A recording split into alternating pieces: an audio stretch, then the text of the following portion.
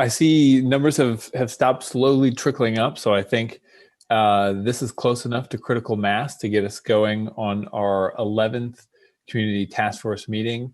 Good afternoon, everybody. I am just going to do a quick housekeeping reminder. We're going to all do our very best to utilize the mute function, and Paulina will chat a little bit more about this, but to the extent possible, we really want to utilize our voices because it's nice to hear each other rather than read each other's words, but also so that our conversation is accessible to everybody who's a participant directly on this call, but also for the broader community that's watching this event. They can hear our voices, they can see our faces, but all of the chat and things like that are difficult to capture as well. So we just want to make sure that our full dialogue is being shared with everybody. And then just to quickly context set for where we're at in this moment in time. This is our 11th task force meeting. You have been, all of your inboxes may still be recovering from the amount of megabytes and attachments that we sent you late on Monday. And it's a lot for your inboxes and even more for brains and emotions processing.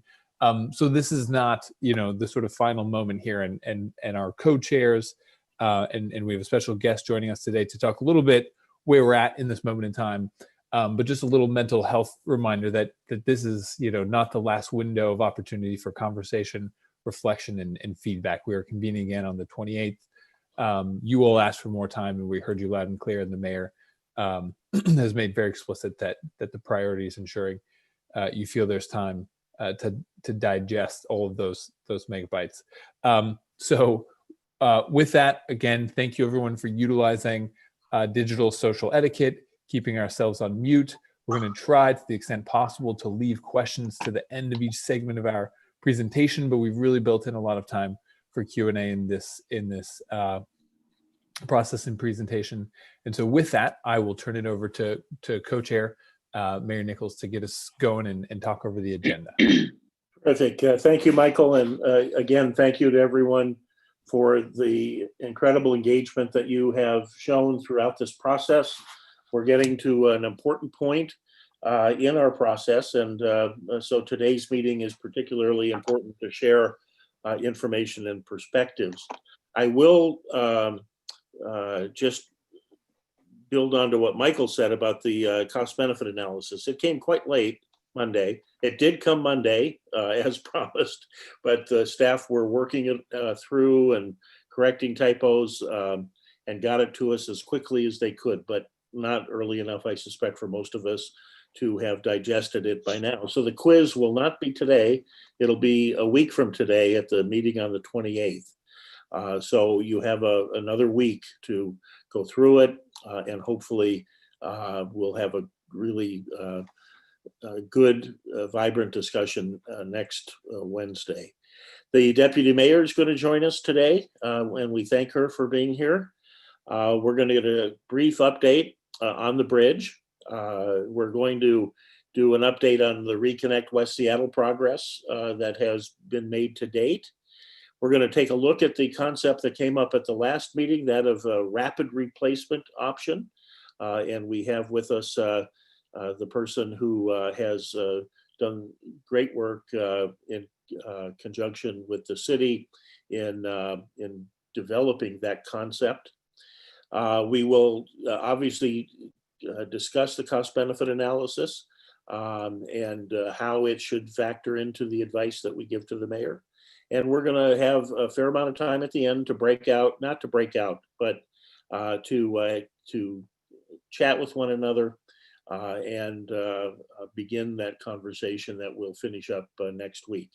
So with that, let me pass it on to my co-chair, Paulina, to give us some information and also to introduce our next guests. Thank you, Mayor Nichols. Good afternoon, everyone. Thanks for being here. Always appreciative of your time and commitment. I also especially wanted to thank you for last week. All your thoughtful comments, your questions have been helping us to even have further conversations among when we are designing the agenda. So I truly also the emails that you have sent. Truly appreciate all your commitment for this, as we all are designing the best as we can for outcomes into the West Seattle Bridge. So I think you already understood the agenda. I'm just gonna quickly remind you the importance of using the chat feature, raising your hand. Always is a good opportunity for us to better track whoever is ready to ask questions or provide feedback. And remember to always identify yourself every time you speak. And if you will like to mention your affiliation, that's also great. And then when referencing on something on the screen, describing exactly what you're looking at so everybody can be with you on the questions.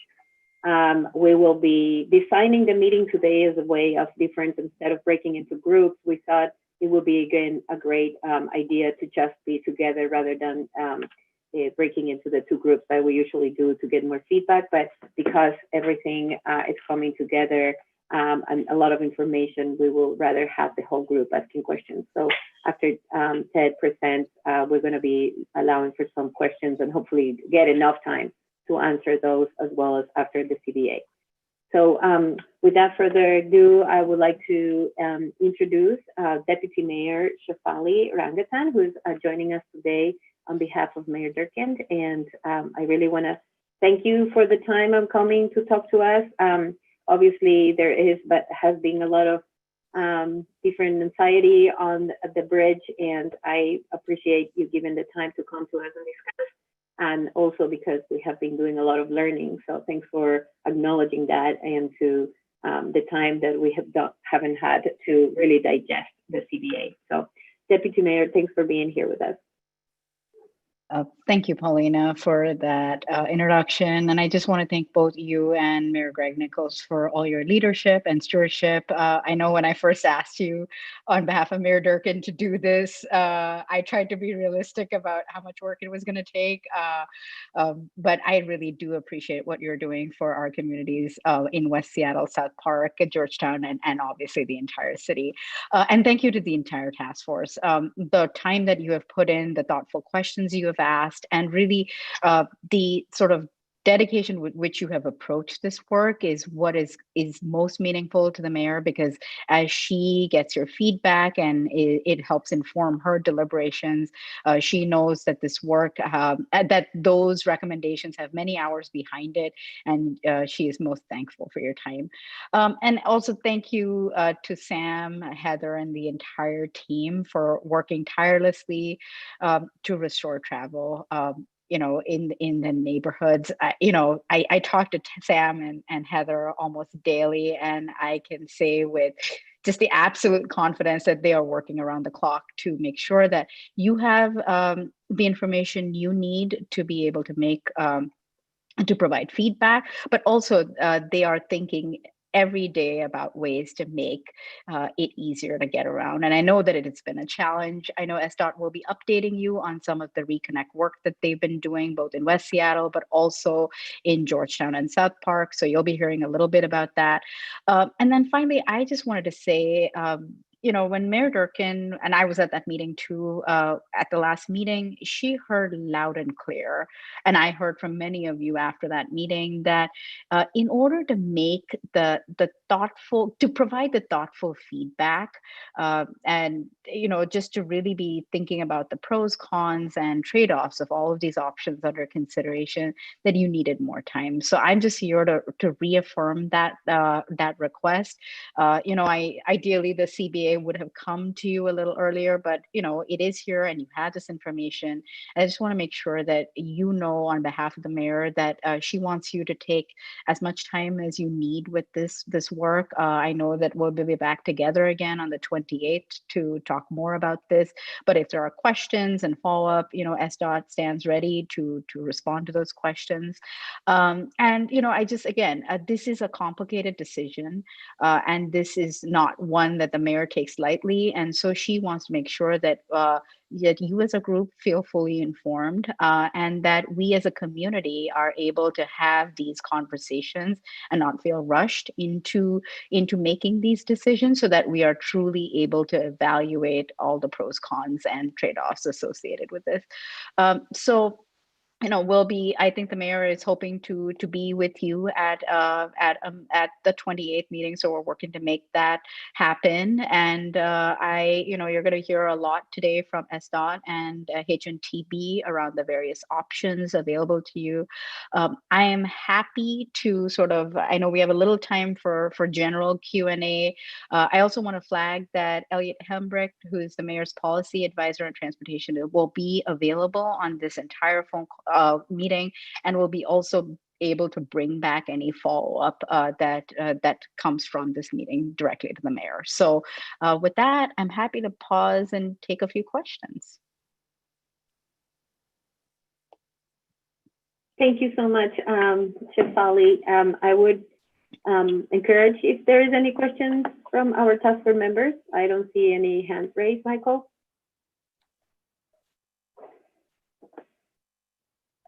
Not yet.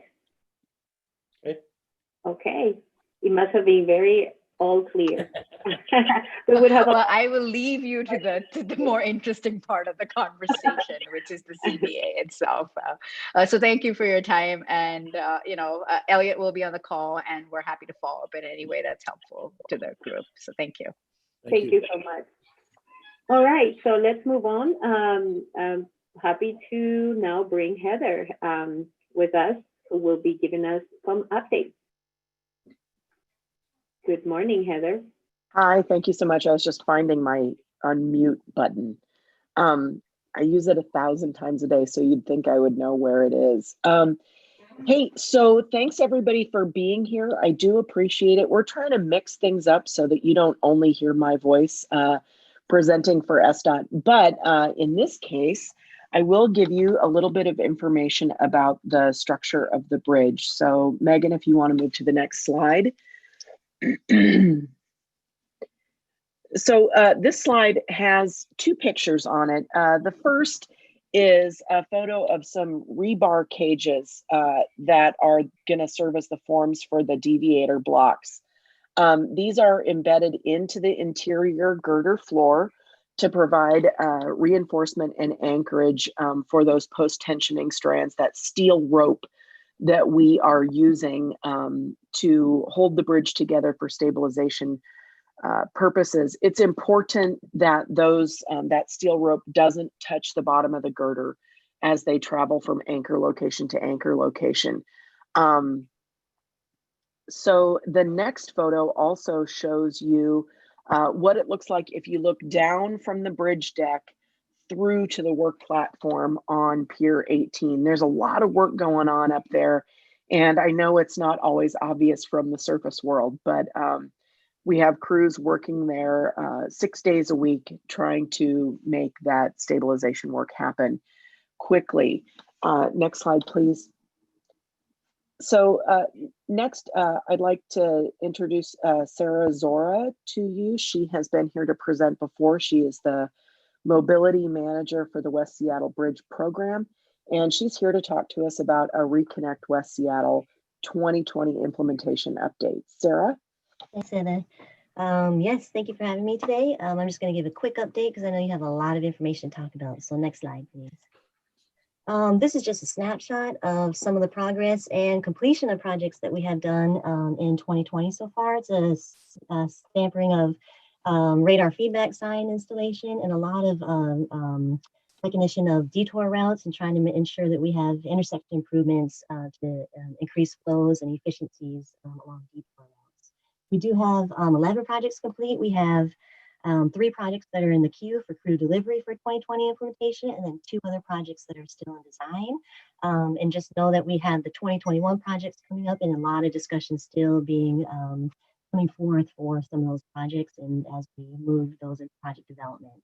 I'm also going to give you a quick update if you go to the next slide on the automated enforcement. As you know, this is all about the low bridge access and trying to ensure that we have automated enforcement.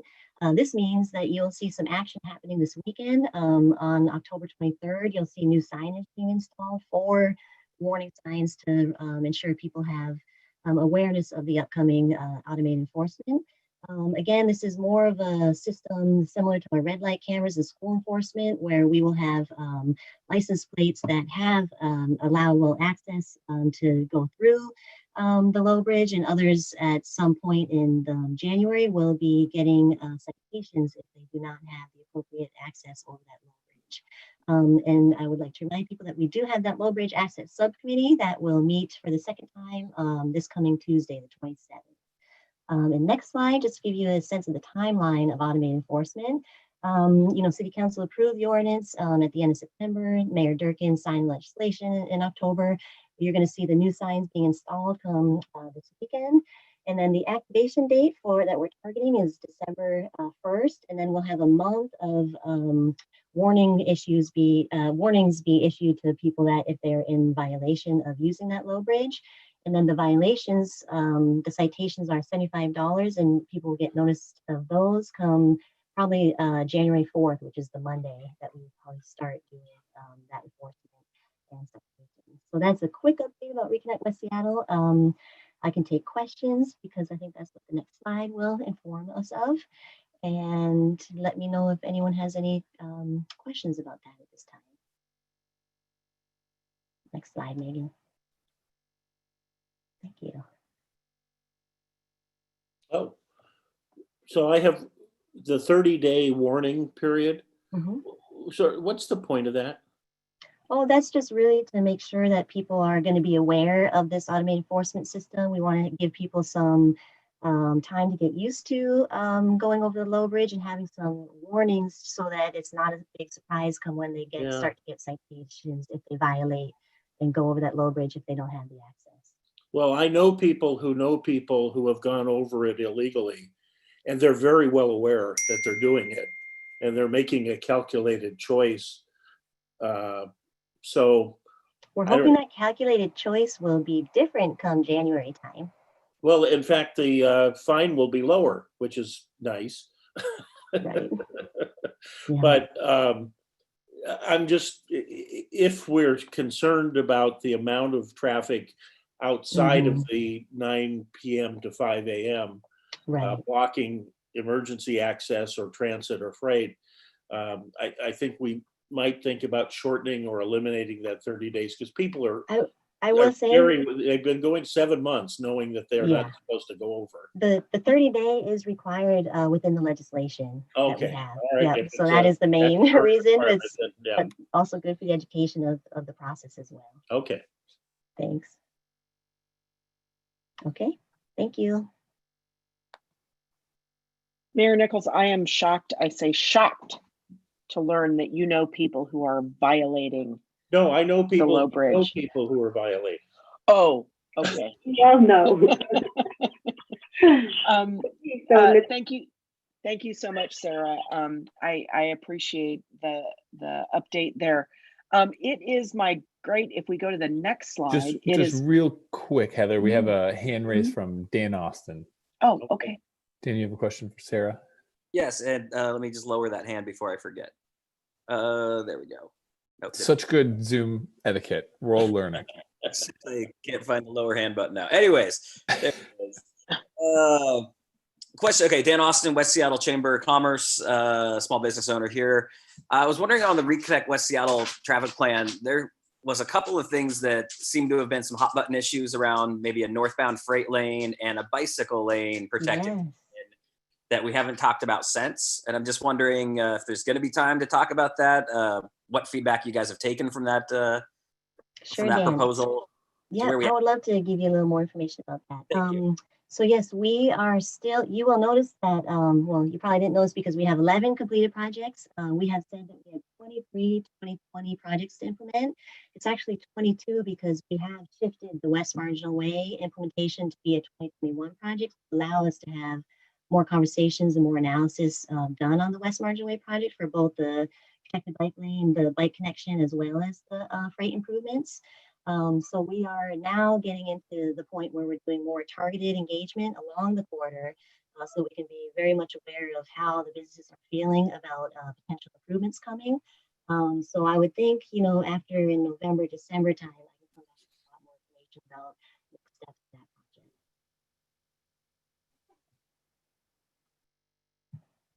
Sarah, it was very hard to hear you for that last bit. I don't know if your microphone is. No, It looks close to it your looks mouth. I pretty don't know. good. So where you lost me, I don't know, but we are still doing targeted engagement along the corridor for both the bike connection and the freight improvements. And we will be coming back to the CTF in November, December timeframe. Okay, awesome. I would just really like to point out that I think that that corridor is more than just the people who work in that corridor. Oh yeah. It is a West Seattle connection for all of West Seattle and South Park residents, and everyone else needs to get around. So I'm hoping we have good time to have more engagement around that corridor, because that's a big, Yep, we will ensure big thing that I've heard happens. about. Awesome, thank you. Thanks, Dan.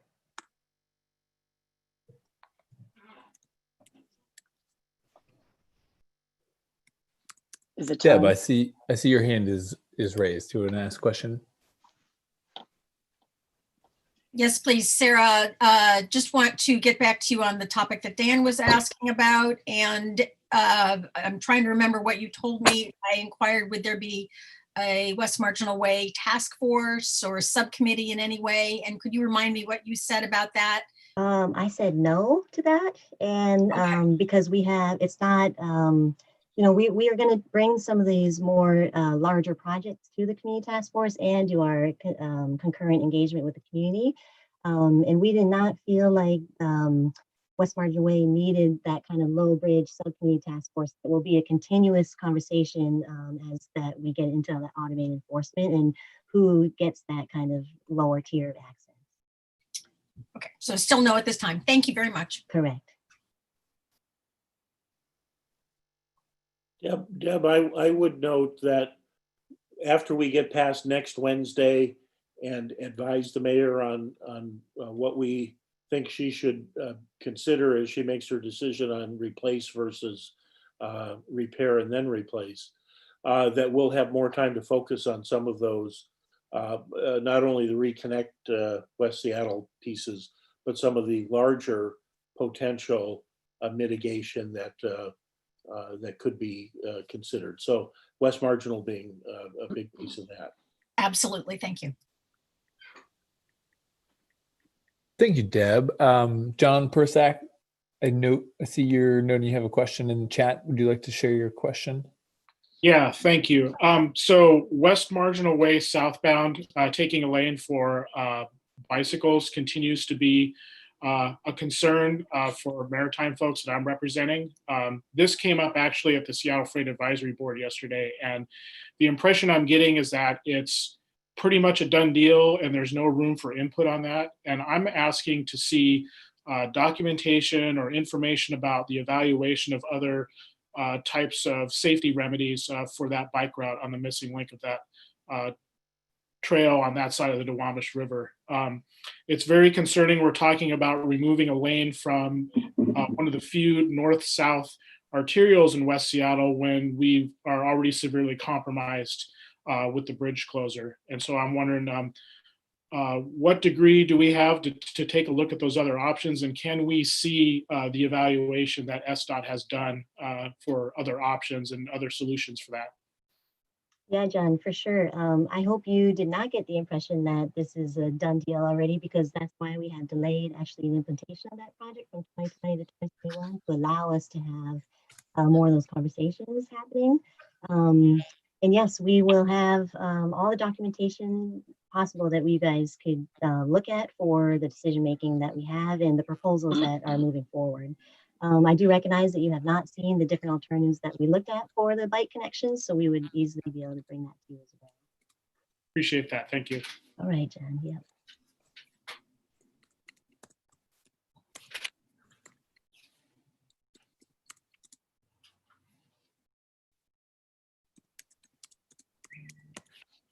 Thank you, John. And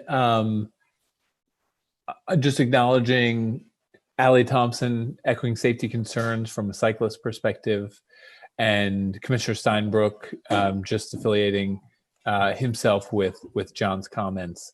If there are any other questions, we do still have time in this section before moving on. But of course, any time that we carry forward with us here, we can plunk into our CBA and rapid replace conversation. So perhaps that is the strategic thing to do if I'm not seeing any more hands. Yeah, plus the time. I think it's a good time to transition to that.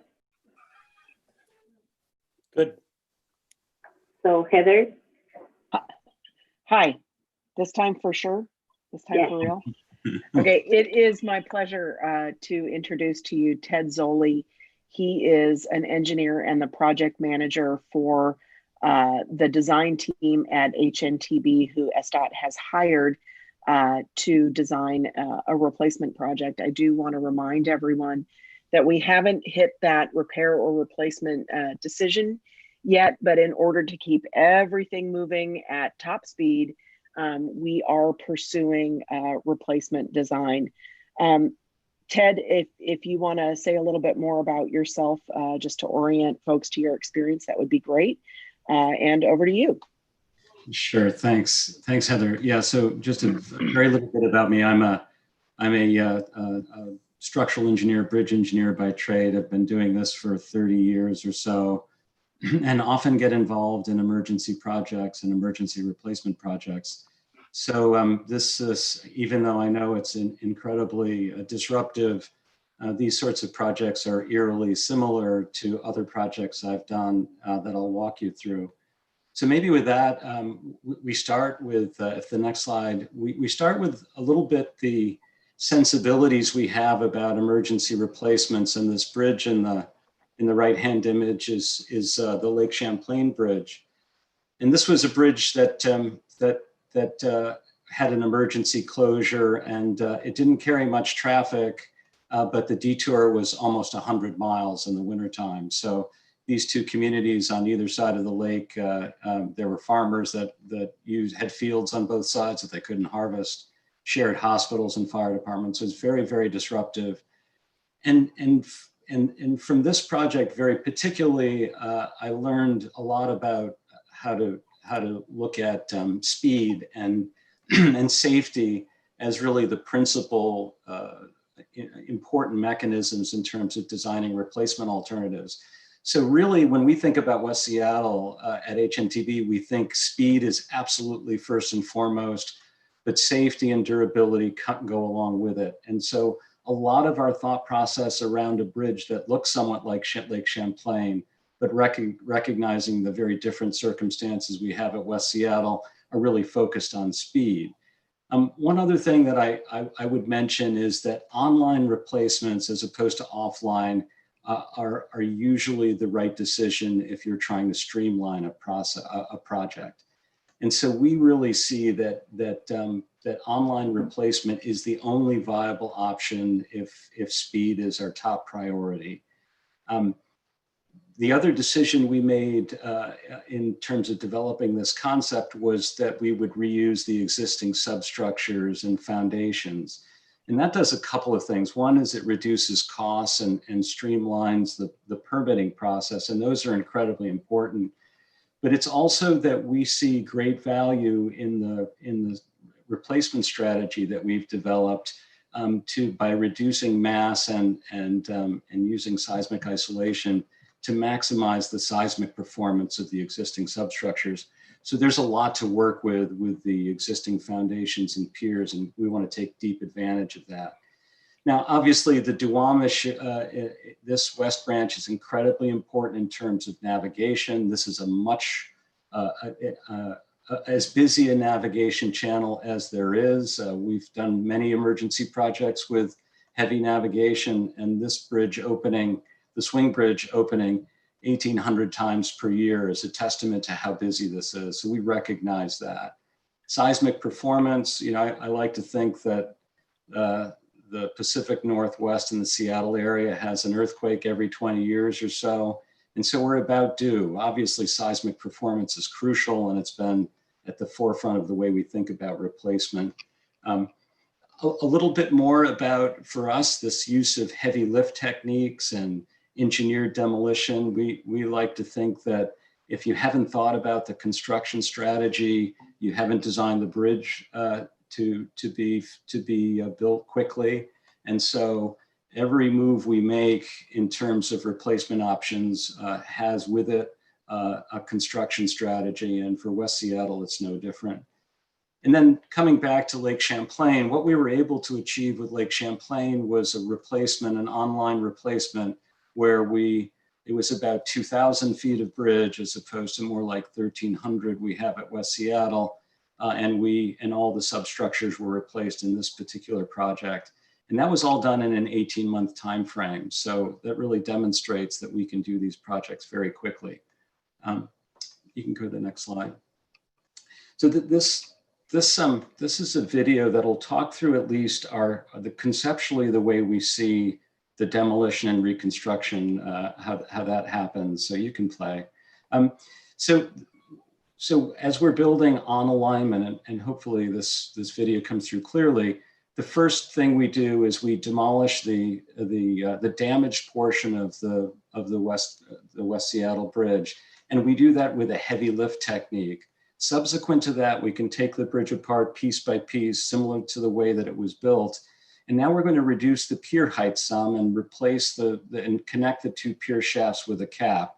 This allows us to stick build a steel superstructure, and then this gets us ready for float-in operations. The big advantage here is the approaches and the arches can be built at different fabrication shops independent of each other. And here you can see that we have two arches, twin arches, and they're delivered and lifted independent of each other, and perhaps could be open to traffic independent of each other. This strategy of the heavy lift technique allows us to follow the navigation channel the minimum extent possible, less than 24 hours. And that's both for demolition of the existing and replacement of the new spans. So the big advantage here that I want to get across is while we're demolishing the existing West Seattle Bridge, we're fabricating the new West Seattle Bridge and designing the new West Seattle Bridge. So the fact that we're doing parallel activities is what saves schedule. The same is true for fabrication. The fact that we can fabricate the approach spans independent of the arch spans, this is what saves schedule. So simultaneous parallel activities is the strategy for speed. Next slide. So a bit more about seismic and some of what the risks that we see here. First of all, demolishing the existing West Seattle Bridge, given that it's damaged and compromised, represents some significant risks. And so in terms of the heavy lift strategy that we've identified, we feel that we can lower the damaged portion in its entirety rather than putting construction equipment back on the existing span. And that for us, I think safety is the most important thing, but the demolition will be very much after this meeting. Will be very much an engineered construction. There's no explosive demolition or anything like that. This is engineered, and heavy lift techniques are, we think, the right strategy. The next would be seismic performance. And one of the challenges with the Duwamish and really this part of Seattle is the potential for soil movement, liquefaction and lateral spreading, and even down drag and settlement of the foundations.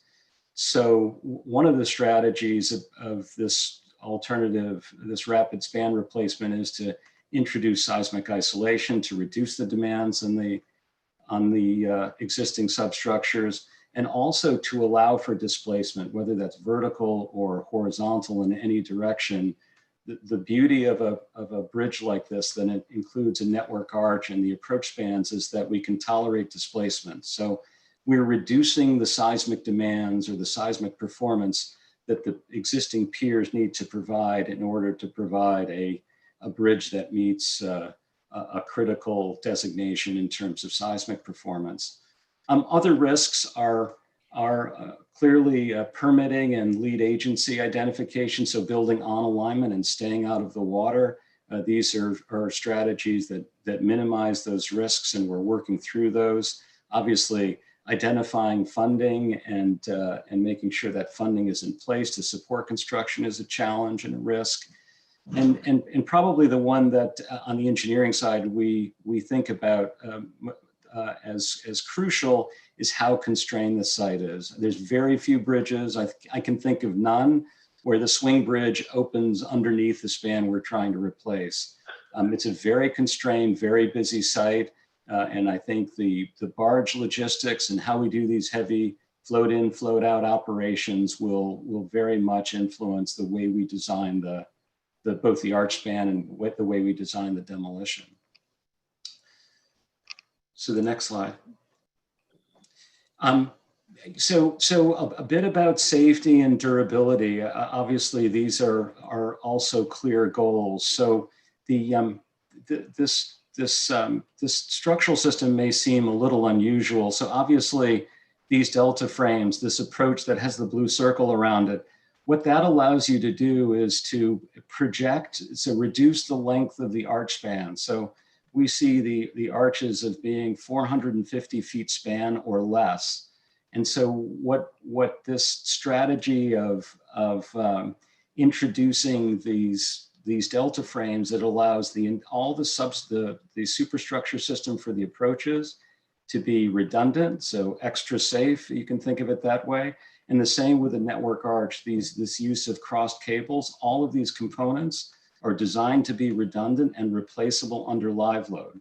So one of the things that you can imagine about the existing West Seattle Bridge is you're closing it to live load to make repairs.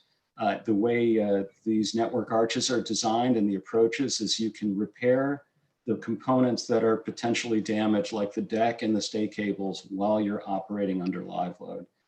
I've spoken about enhanced seismic performance, and we're doing that both through isolation bearings and through a much lighter structure. So the structure weighs about 40% less than the existing West Seattle Bridge.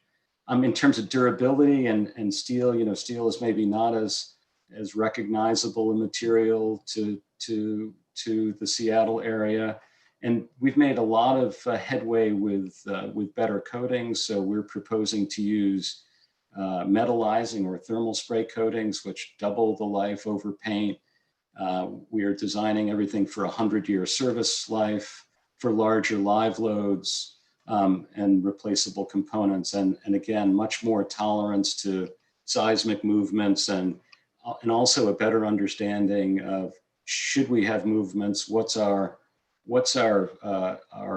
condition assessment of the bridge. So one of the big advantages about displacement tolerance is we can see how much displacement we were subjected to in a seismic event and make a go, no go decision live. So we're not waiting for instrumentation or engineering.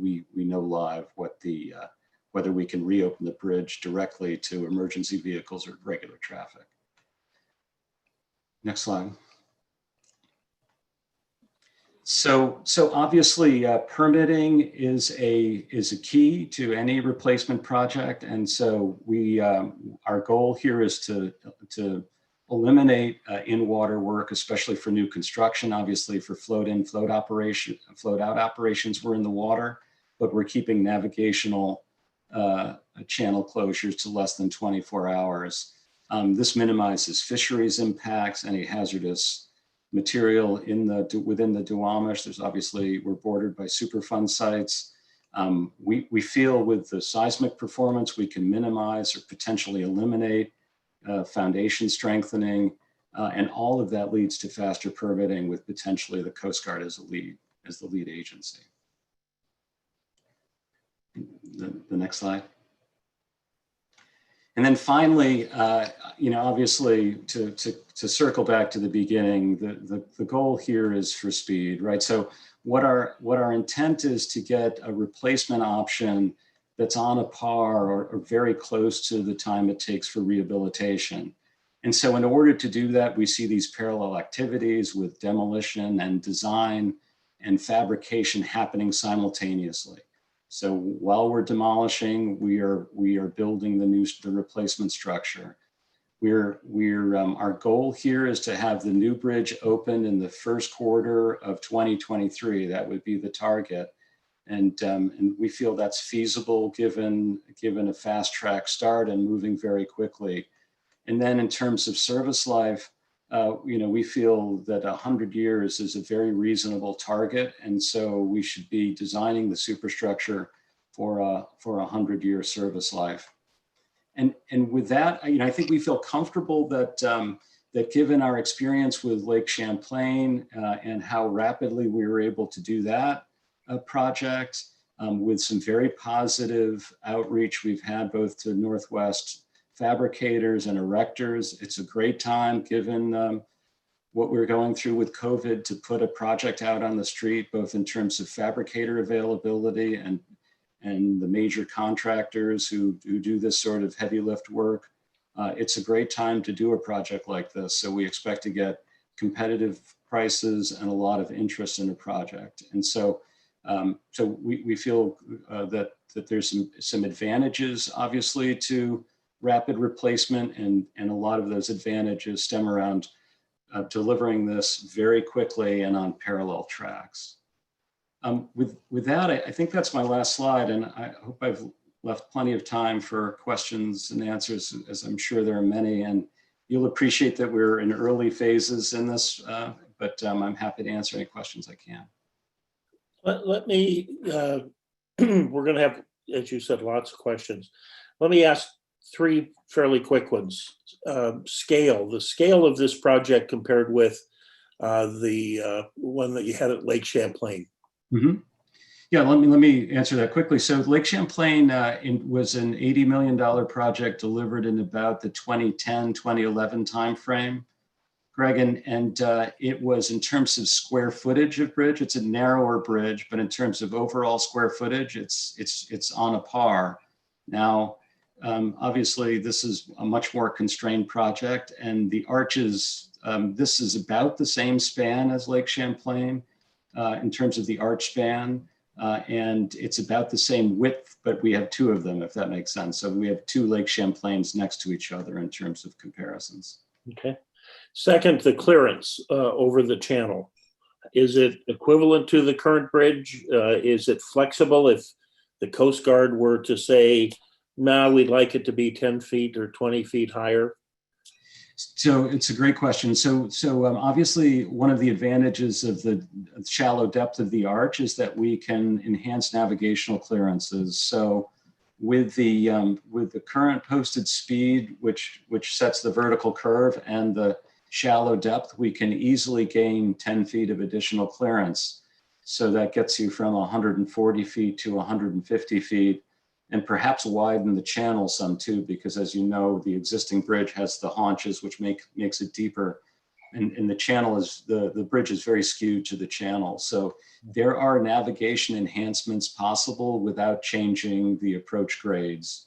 Okay. And they're on the order of 10 feet. Last question. In my public career, working on light rail and all kinds of projects, capital projects, I was taught you can have it cheap, you can have it fast, you can have it good, but you can't have all three. You can only really realistically get two of those. Which one is this vulnerable to? You know, how would you say? I think we haven't done our job unless we give you all three. And, you know, I think, look, if you were to rank them hierarchically, I think speed has to be first, right? And I think we really can't compromise on safety and durability. I think one thing to think about is just how difficult this corridor is for bridge replacement. And it's the challenge we have in front of us, right? And so I think we can't really compromise on durability. And by that, I connect safety, because this is an enormously difficult site. This is not something where we want to do this again anytime in the near future. And also my experience in urban environments is it only gets worse over time, right? So if we imagine, in the 80s when the existing bridge was built, we didn't have a lot of the constraints we have now. If we imagine 10, 15, 30 years into the future, those constraints are only going to be more difficult.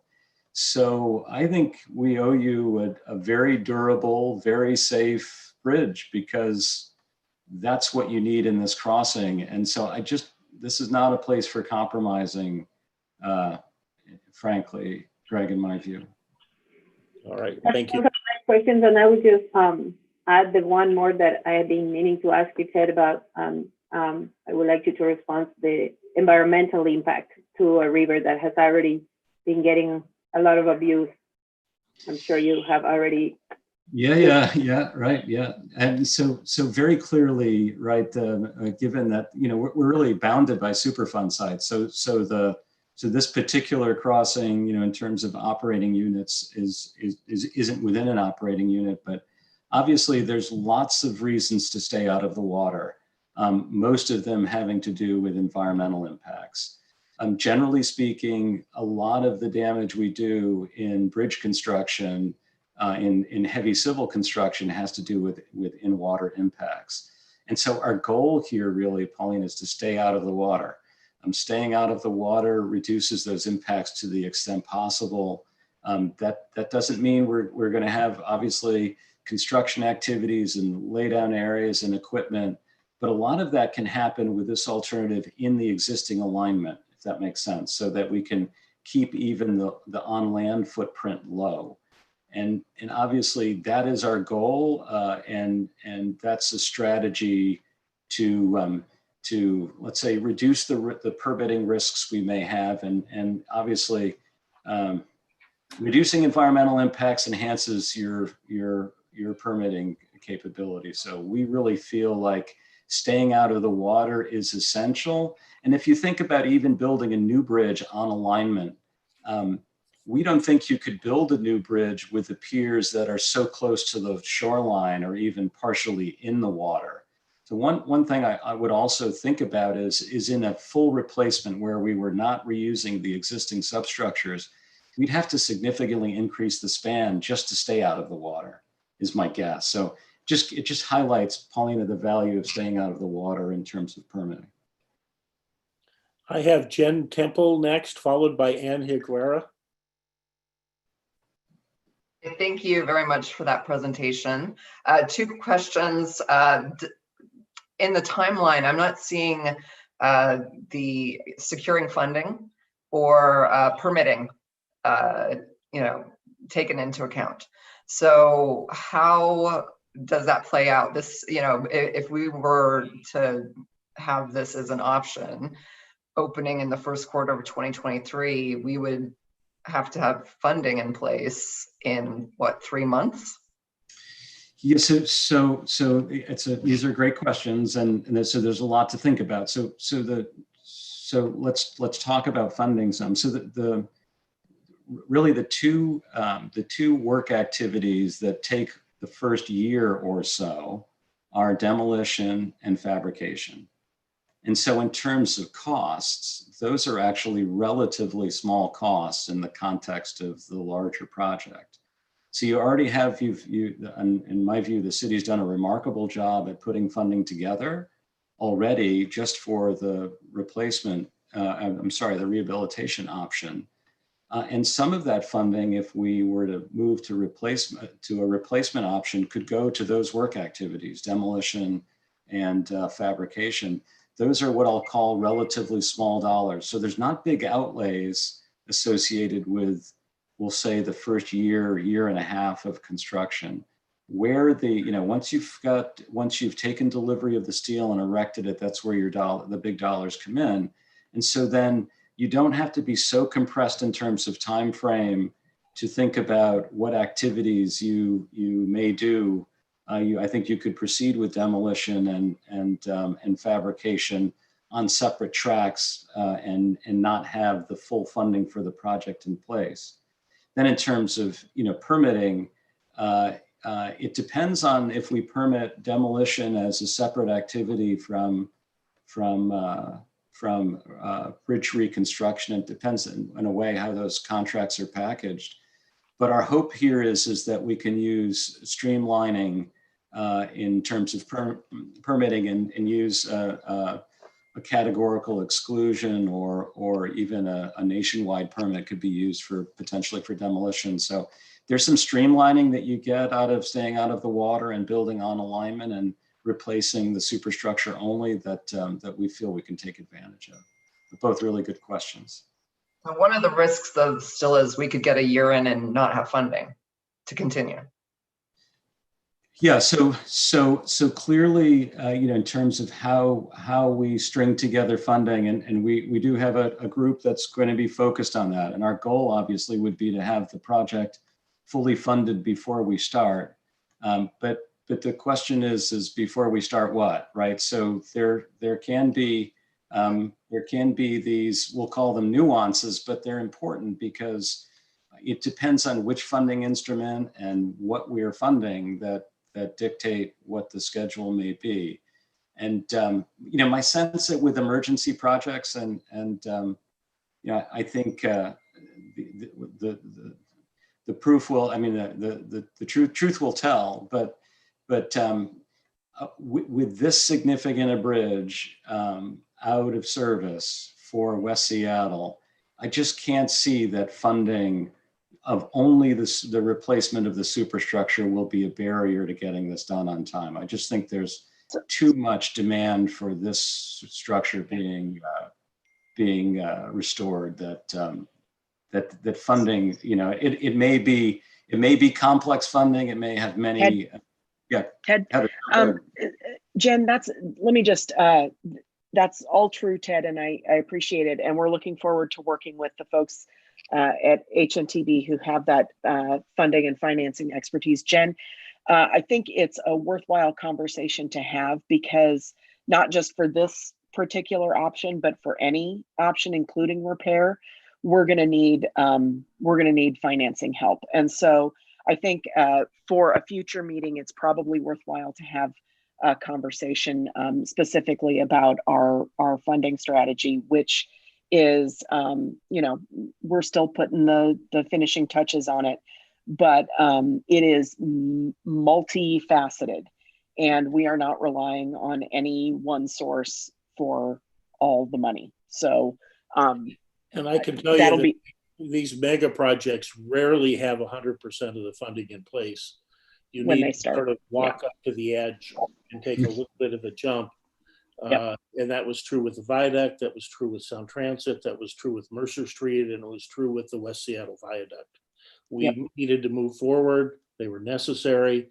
We had a plausible financial plan, but we didn't have 100% in the bank. So that's going to be true with this one, I have no doubt.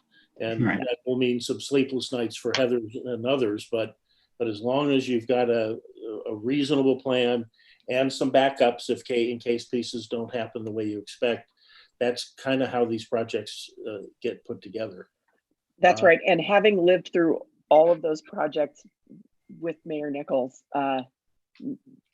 we've learned some lessons from all of those approaches. So we every time we get a little bit better. Sorry, Ted.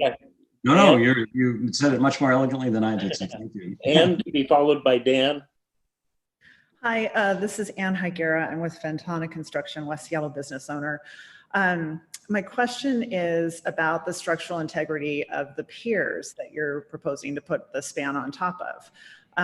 So in the CBA, and I admit I've not read the entire thing, and I know it's not your document, but something that caught my eye was that Alternative 4 required future retrofitting of piers 16 and 17. It didn't say when that would happen, but it said that it was something that would be required. And it made me wonder about whether that has been taken into account with the early thoughts about the rapid span replacement. Yeah, so it's a great question and completely fair. So what our strategy has been is to reduce if you think about the reason that we would need to repair or strengthen the existing pier and substructures, it would be primarily because of seismic. So in order for us to get, let's say, as little strengthening as possible, the strategy here has been to make the bridge much lighter, so less mass, less force demands, and then to seismically isolate it, which is another technique which basically allows you to take out energy from the superstructure before it gets to the substructure. So really our goal would be not to, in terms of our target would be not to have to strengthen neither the piers nor the foundations for the main piers. The only other thing I would say is that it's one aspect of the original design that leaves us in a really good place in a sense. The piers were very robustly designed with good seismic detailing, as were the foundations. And our initial look at the foundations is they have enhanced capacity over what we would have, the capacity we would have given them in the 1980s when they were designed. So there's some positive news there.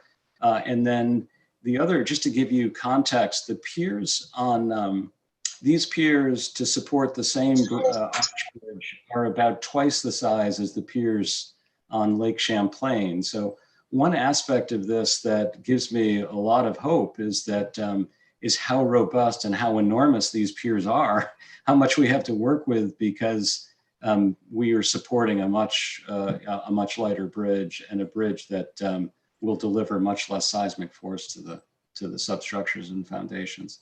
I think there's a lot of positive news there. Can I say that we won't need any strengthening? It's too early to tell that. Dan Austin, to be followed by Peter Steinbrook. Hi, Dan Austin with the West Seattle Chamber again. I just wanted to ask a question. I'm not sure if this is going to be SDOT or the presenter to answer here, but two concerns I have. Whenever I hear fast tracking of EIS in the city of Seattle, thoughts of lawsuit alarms ensuing go off loudly. Throw in tribal land being involved, right. Have we spoken with the tribes on how they feel about a streamlined process of an environmental study? Heather, I see you there. Second question is, will we also see a risk analysis that's apples to apples or same style that we received on the other alternatives we have in the CBA? And when can we expect to see that? So I'm not sure who that goes to, but thank you. Can I speak about the tribes? So we have conversations with tribal members set up, and specifically are going to introduce this concept to the Muckleshoot later this week. In my experience, and I want to make very clear that we are on Coast Salish land, and we respect that above all, not least of which because those treaties are indeed federal law. So no getting around that, even if we wanted to. My experience, though, tells me that their primary concern has to do with access to the river for their fisheries. And Ted, I'm not sure if you mentioned this, but those bringing those barged pieces in and out are, we can create those windows that meet everybody's needs. I also think staying out of the water is going to be key to making sure we're not running afoul of any of the tribal interests and the law. Very good. Commissioner Steinbrook. Thank you, Mayor Nichols. This is a really fascinating and lucid presentation. I found the visualization to be dazzling, in fact, and that bridge, that double span bridge, looks very appealing. I'd like to see consideration of mass timber hybrid construction in it for sustainability. But my questions really have to do with the serious lack of confidence that I have in the permitting and funding risk side of this. And that's been touched upon a little bit here, but with a 2023 delivery, well, I do believe miracles can happen if there's a will and a determination, but they're very rare, particularly with regard to Seattle process and all the stakeholders. Mayor Nichols knows that all too well. But so those are my greatest concerns here. But I also wanted to ask about the projected duration and number of duration of shutdown of the lower bridge that would be necessary during demolition and erection, and if it would be once or repeated shutdowns on the lower bridge, because that would be the most serious impact imaginable, to have the lower bridge shut down for any period of time. You mentioned 24 hours, but I can't believe that would be the entirety Also, the visualization really should represent the lower bridge, which it did not. So in the bird's eyes.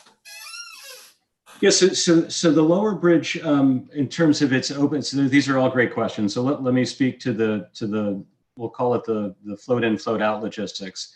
So clearly the site is so constrained that the lower bridge must open to deliver, so anything that's this big would come from Elliott Bay side of things, right? So in terms of the navigation channel, we'll call it fouling, the swing bridge has to open and then close in order for you to, and then the barge is positioned in order to deliver the span or to remove the existing bridge. And so those operations in terms of, we'll call it the outage of, so it would be navigational closure, Peter, for your interest. So we're talking about a channel shutdown of 24 hours at the outside. Typically, Lake Champlain, for example, was erected in 12.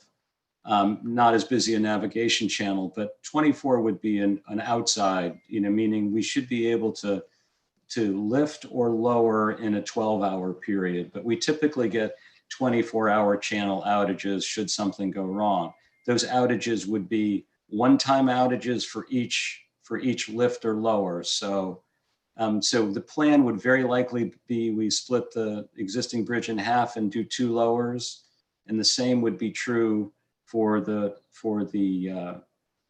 arch installation. So you're talking about a total of 4 24-hour channel closures, staggered and obviously coordinated with navigation traffic.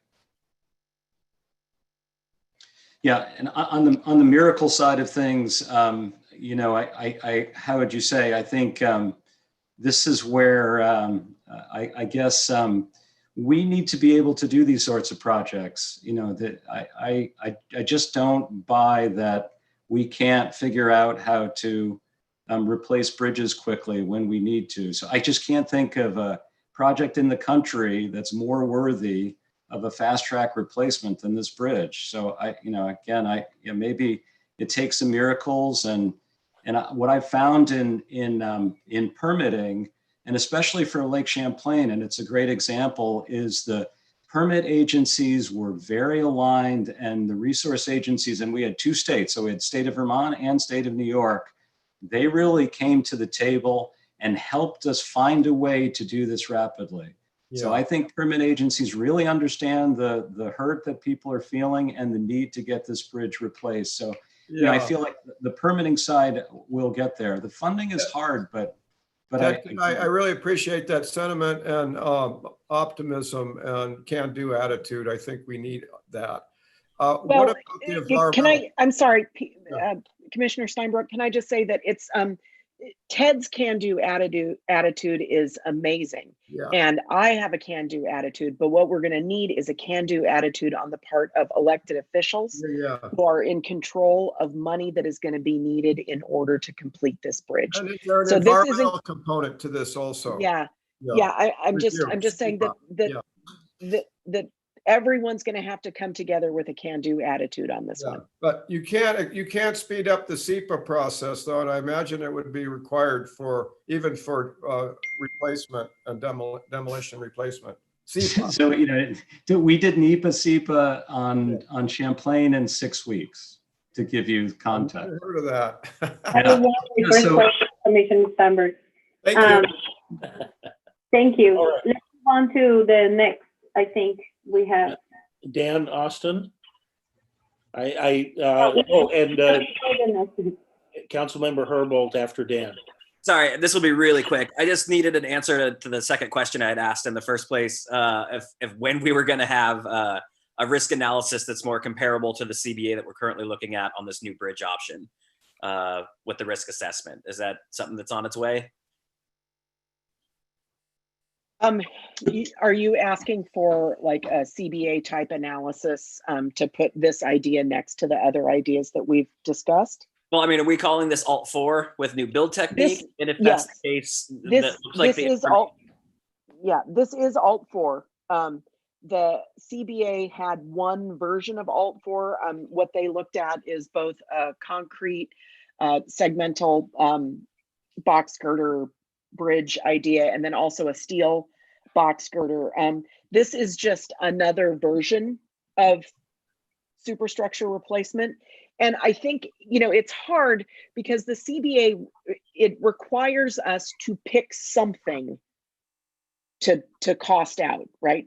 And it requires us to select numbers so that we can do the arithmetic.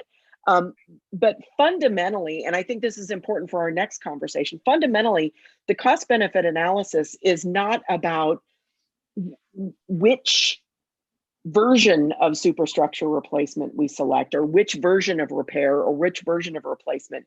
It's about sort of a representative example, like an archetype. And so as we move forward, if the mayor decides that we're going to move forward on the repair track, and we begin the 12-week type, size, and location study, that's when we're going to get into some more of those detailed questions about, you know, concrete, steel, this kind, that kind, network arch, box girder. Ted is bringing us a compelling idea. We're not deciding that that's what we're going to do, right? That's where the type, size, and location study comes in, where we get into those more details. Okay, I think it's the little concern I have is that the public-wise, this is now sounding like the leading option for replacement. Maybe it's not supposed I agree. to be, but it definitely sounds that way. And we're supposed to make a recommendation to the mayor between repair and replace on a possible 3-year superstructure replacement that we don't know if we can do, or it's what we're even gonna do. Makes it really hard to make that decision, that recommendation to the mayor. Well, that's my main concern. But yeah, it is what it is. Yeah, it's a hard job. This is an intriguing option, and I'm very happy it's come forward. It has to be vetted, as any option is going to have to be completely vetted. Let's go to Councilmember Herbold and then Diane Sosnick. I believe my question may have just been answered by Heather when you said that this option is in essence the Alt 4 option. Does that relate to the cost estimate as well? Ted hasn't done cost estimation for that, but I think it's probably in that same neighborhood. The chief difference, other than, you know, form factor, is that Ted and the HNTB team believe, and SDOT is becoming increasingly intrigued by the idea that they could do this faster than the option that was considered in the cost benefit analysis. So, and that has a material impact on a number of the attributes, so which you'll hear about in the next presentation. Yeah, Lisa, maybe what I would say is that one of the let's say if we look at the alternative 4s, where does this fit within the context of the other alternative 4s? What our target was much faster. And so the way we got to much faster, and these are qualitative, not quantitative observations, but the problem with the other Alt 4 options is that you can't do them in parallel activities. So if you think about the concrete box, you can't start building the new concrete box till the old concrete box is gone, right? So that's that's a series versus a parallel decision. Even with the steel box, the problem with the steel box is you could be fabricating it, but it needs to all be fabricated in one shop because every piece has to fit precisely together. So you get at least the logic behind why we feel that this is rapid and what the strategy is around replacing this quickly. And again, I mean, that was our stated goal because we see that that's really the necessary problem to fit. The primary problem to fix is restoration to traffic. That really is the job one here. Diane Sosnick, to be followed by Sam Zimbabwe. Thank you, Mayor Nichols, and thank you, Ted, for that really interesting presentation. I'm with the Service Employees International Union, and we represent healthcare workers and essential workers who live over here and are, you know, dependent, obviously, in getting back and forth easily. I would say in general to the whole group, but I don't see it a question of miracles. So, you know, I sort of want to take that word out of the equation. I think this is about political will and speaking with one voice as much as we can, because you know, I know I'm a relatively newcomer to this committee, but I know there have been, what I've heard and seen has been numerous discussion meetings and materials produced. And, you know, our organization worldview is you make things happen quickly by doing. You know, you have to do your due diligence, but at some point we have to move. And, you know, I think that you have hit in your presentation many of the boxes and questions that have been discussed and rightfully so, you know, needed to deliberation. One question that I have in terms, and this relates to basically political will and making things happen, has to do what I've heard a number of times reported over the last so many meetings, that is it the Coast Guard that has to do some of the permitting or approval process. And I'm a nurse, so I know nothing about construction. I know how to help people get well and, you know, hopefully protect from COVID. But it's like, I don't understand why we can't just make as part of this plan, like you said, you had 6 weeks or whatever for a certain type of permitting, that these are people who they're not elected, they're hired for their positions, they're accountable to, I don't know, a new administration, you know, federally, you know, where does their authority come from? And that we have to be, it's incumbent upon us to build that into the process, the expectations and timelines that don't just go with status quo, but say there's a new imperative here. And I like the kinds of things you were saying and what we could learn from that in New York and Vermont. I had asked the staff a question earlier, and it's a different country, so I know things around decision-making and permitting is different, but I was wondering also if there's anything from the Genoa, Italy bridge repair, and I know different, it fell and people were killed and so forth, but is there anything from that that helps inform any of these potential stumbling blocks? Thank you.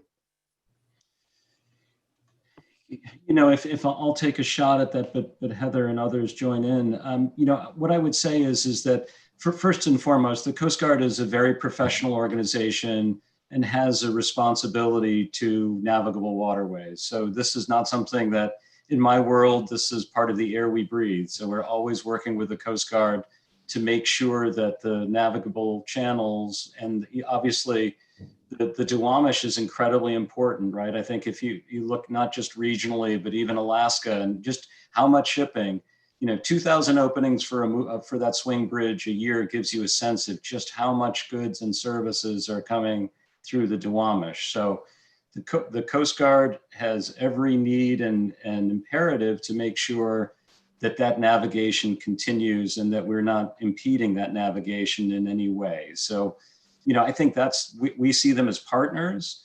I don't believe that there are lots of stumbling blocks here. You all know that the permitting process, generally speaking, is time consuming. You've lived through some of that with, I'm sure, Alaska Way and other projects.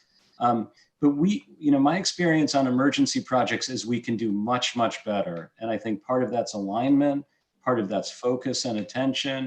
But part of that is that these guys are pros. You know, this is not something that we can't do in society and government. So I just feel like this is an area where we need lots of alignment.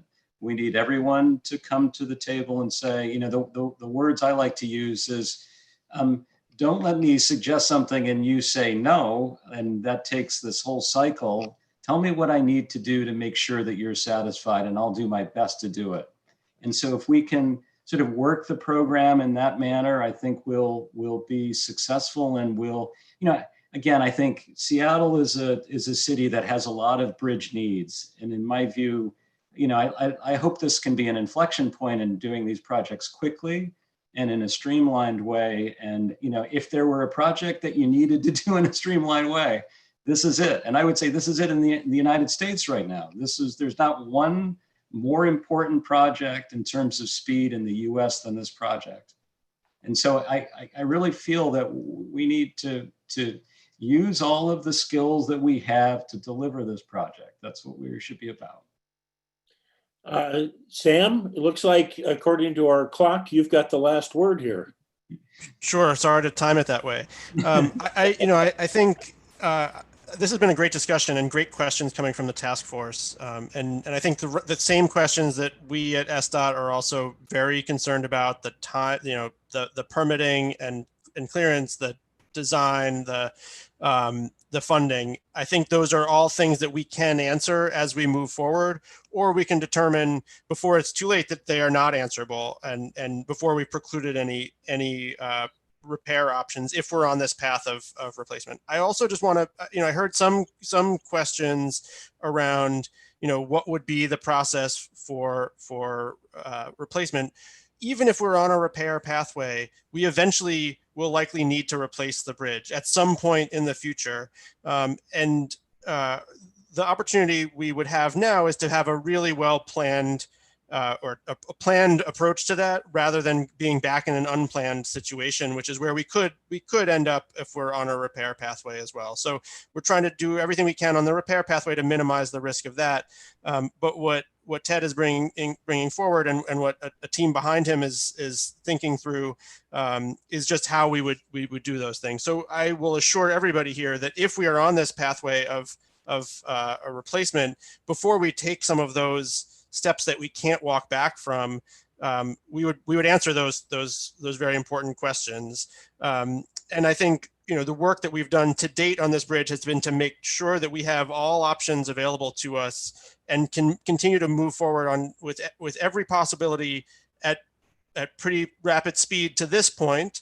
We started strengthening the bridge very soon after we had to close it, and that has enabled us to have the level of choices that we still have available to us right now. So I think what the HNDB team has brought forward, and what we've been kicking the tires on to the point where we felt like it was something that the task force needed to hear, is just what you've heard so far, and what we think are some pretty creative ideas for how to move this project forward. So but I think everybody's questions are right on, and right where we've been as well as a department. Sam, could you comment that the next step in the process, if the mayor were to pick replacement, would be a type, size, and location study? Could you remind us the questions that would answer that may have been brought up today by panel members? Yeah, so the name of the study is what it is. It's the type of bridge, the size of it, and the location of it. And so in a lot of cases, we know a lot of what those are, but we would get a lot more detail on the preliminary engineering, and go from a conceptual, conceptual idea that is, as Ted said, I think it's roughly the same square footage, or roughly 2 of these, but we would get a lot more detail on exactly that, and get to a level of preliminary engineering where you could have some more confidence in the cost estimates, and be able to go to those permitting agencies and say with a lot more assurance, here's exactly what this would take and what it would mean. And funding agencies, yeah. And funding agencies as well. So I think it's getting to that next level of design understanding, and really going through the details and being able to winnow down from a very conceptual level to something that's much more fixed. And frankly, at the end of a type, size, and location study, to have the ability, depending on the delivery technique that we use, to be very close to contract documents for construction, for a design build type of a construction, if we pursue that pathway. Ted, on behalf of the task force, I want to thank you for joining us today, and also thank you and your team for the creative approach that you have presented to us today. I think it's incredibly intriguing, and hopefully proves out to be really addressing that time constraint that we are all concerned about. So thank you for your time today. I appreciate it. Thank you for having me. Appreciate it. So Heather, you're going to take us into the cost benefit analysis. Oh, you can't do it if you're muted. So true. Muting, not as good as not muted. Hey, Ted, I just want to thank you, and I really appreciate the can-do attitude that you and your team are bringing to this question. It is, we're in a situation where we have to have a can-do attitude. So do appreciate that and everybody's support. Oh, hey, you guys got the cost benefit analysis on Monday night.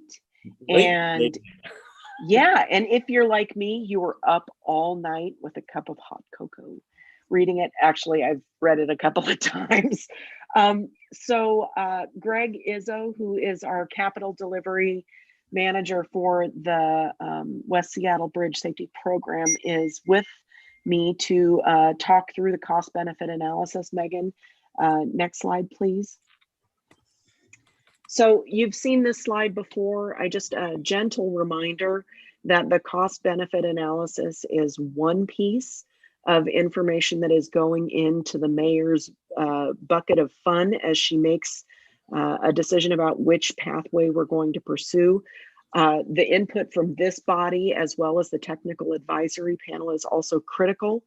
There are millions of external factors in the city, state, and national political conversation that are going to fit into that. Also, SDOT's asset management input. We are the body that's going to have to maintain whatever we do into the future, funding opportunities that are available, and of course the risks and the risk tolerance that she has moving forward.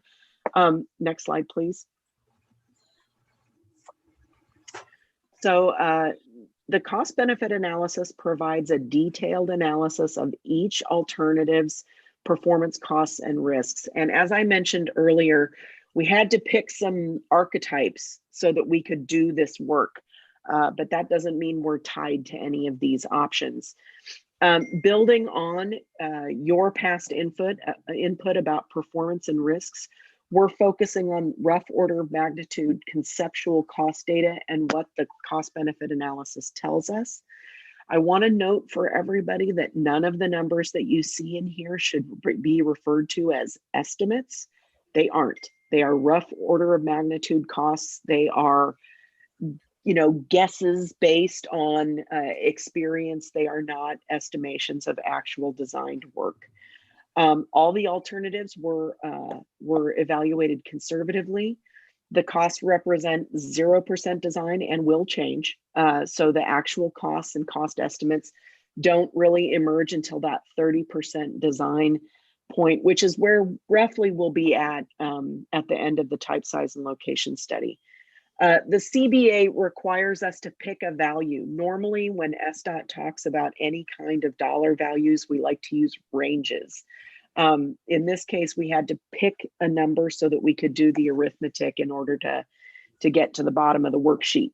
The rapid span replacement that Ted just talked to us about had not yet been identified when we began the CBA effort, so it isn't included as one of those archetypes. Next slide, please.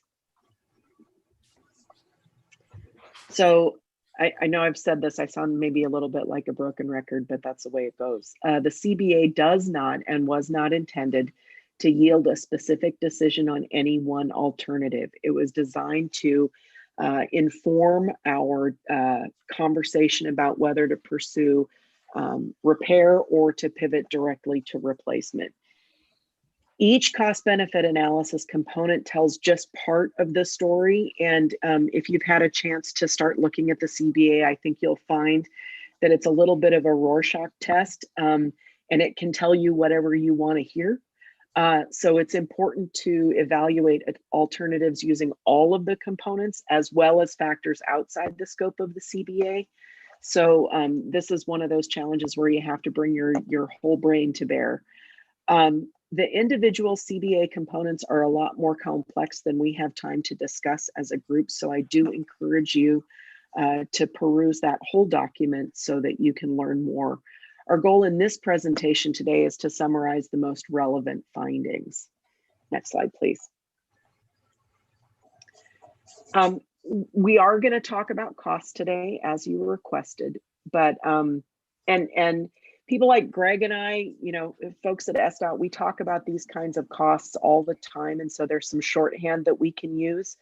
That's a little bit more dangerous when you're talking to a community group. So I just want to go through these this nomenclature.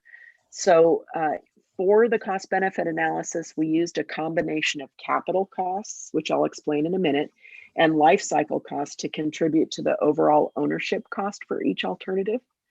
So when we talk about capital costs, what that means is the actual cost of construction, demolition, construction, some pretty hefty contingencies because we're at such an early point in design. Monetized risks, we've talked a lot about the risks that we were able to monetize. And then some other costs that fit in like design and permitting and third-party review and administration and inspection. All those costs go into that capital project cost. We add to that some additional costs to come up with the life cycle costs. So SDOT as an institution has to take care of stuff, not just right now, build it right now, but we have to take care of it into the future. So we have to ponder not just the immediate cost, but also the cost going forward. So that's going to include stuff like operations and maintenance, monitoring, inspection, standard maintenance, painting, epoxy sealing, that kind of stuff. Major costs like repair and rehabilitation. When you're taking care of big assets like bridges, you have to plan to spend some money over the life of the structure to either repair it or, in the case of a repair option here, to replace it. Because we had to pick an endpoint for the cost benefit analysis, which for this document is the year 2100. Some of the options have a service life beyond that. In order to make a nice apples to apples comparison, we gave those projects credit, money credit for that service life that extends beyond the end of the CBA. You'll see that represented as a negative number. So each cost component, again, tells just part of the story. So capital cost is one thing, but you got to also consider the life cycle costs. So each alternative should be evaluated using all of the components. I think this is the time when I'm supposed to turn it over to Greg so that he can walk you through some of that detail. All right. Thank you, Heather. Great to see everyone again. I'm Greg Izzo, Program Manager in charge of Capital Delivery. Next slide, please. I'll be going through the all 5 alternatives, although I'll be talking more about alternatives 2 and 4 and maybe some of 5 in that, given that they're the leading alternatives. And we're far enough down the road where we can focus our time and effort more toward those alternatives. But I'll touch on alternative 1, which is the shoring alternative. We've discussed this one in prior meetings. This has a lifespan of only 5 or so years, so it's a temporary solution. So in other words, we need to be planning for a replacement even if we choose this alternative to go with temporary traffic back on the bridge. Excuse me. It has a total ownership cost of 1.5 billion. So this you'll see down the road here, this is not even the cheapest alternative, even though it has the shortest service life. So it doesn't give us the bang for the buck. It did not perform well overall. So we don't see this going very far. The upfront construction cost is 103 million. Again, that's not even the lowest out of all the alternatives, and we get the shortest service life out of it. And ultimately, this one final point is that this would reduce traffic lanes on the bridge down to 5. So we would also be reducing the traffic with this alternative, not to mention the risks of complexity with dealing with such a large bridge truss and getting it on the structure itself presents a lot of challenges. So I'd like to proceed to slide 2 for alternative 2. Or still alternative 1, sorry. One thing you'll note on this is, again, the construction cost, which is not the lowest. There were no monetized risks for alternative 1. The shoring alternative, again, is only able to restore 3 to 5 lanes. I think we've decided 5 lanes is what we would be able to get. And that's mainly because of the framing itself, just physical interruption with the lanes that we would have to reduce it because of the framing and the hardware associated with that bridge. And again, the total ownership cost is 1.5, and this again includes the capital and the life cycle of the complete asset. And I'll be talking more about the other alternatives in 1 minute. Next slide, please. Alternative 2 is one of our leading alternatives that came out of the CBA results.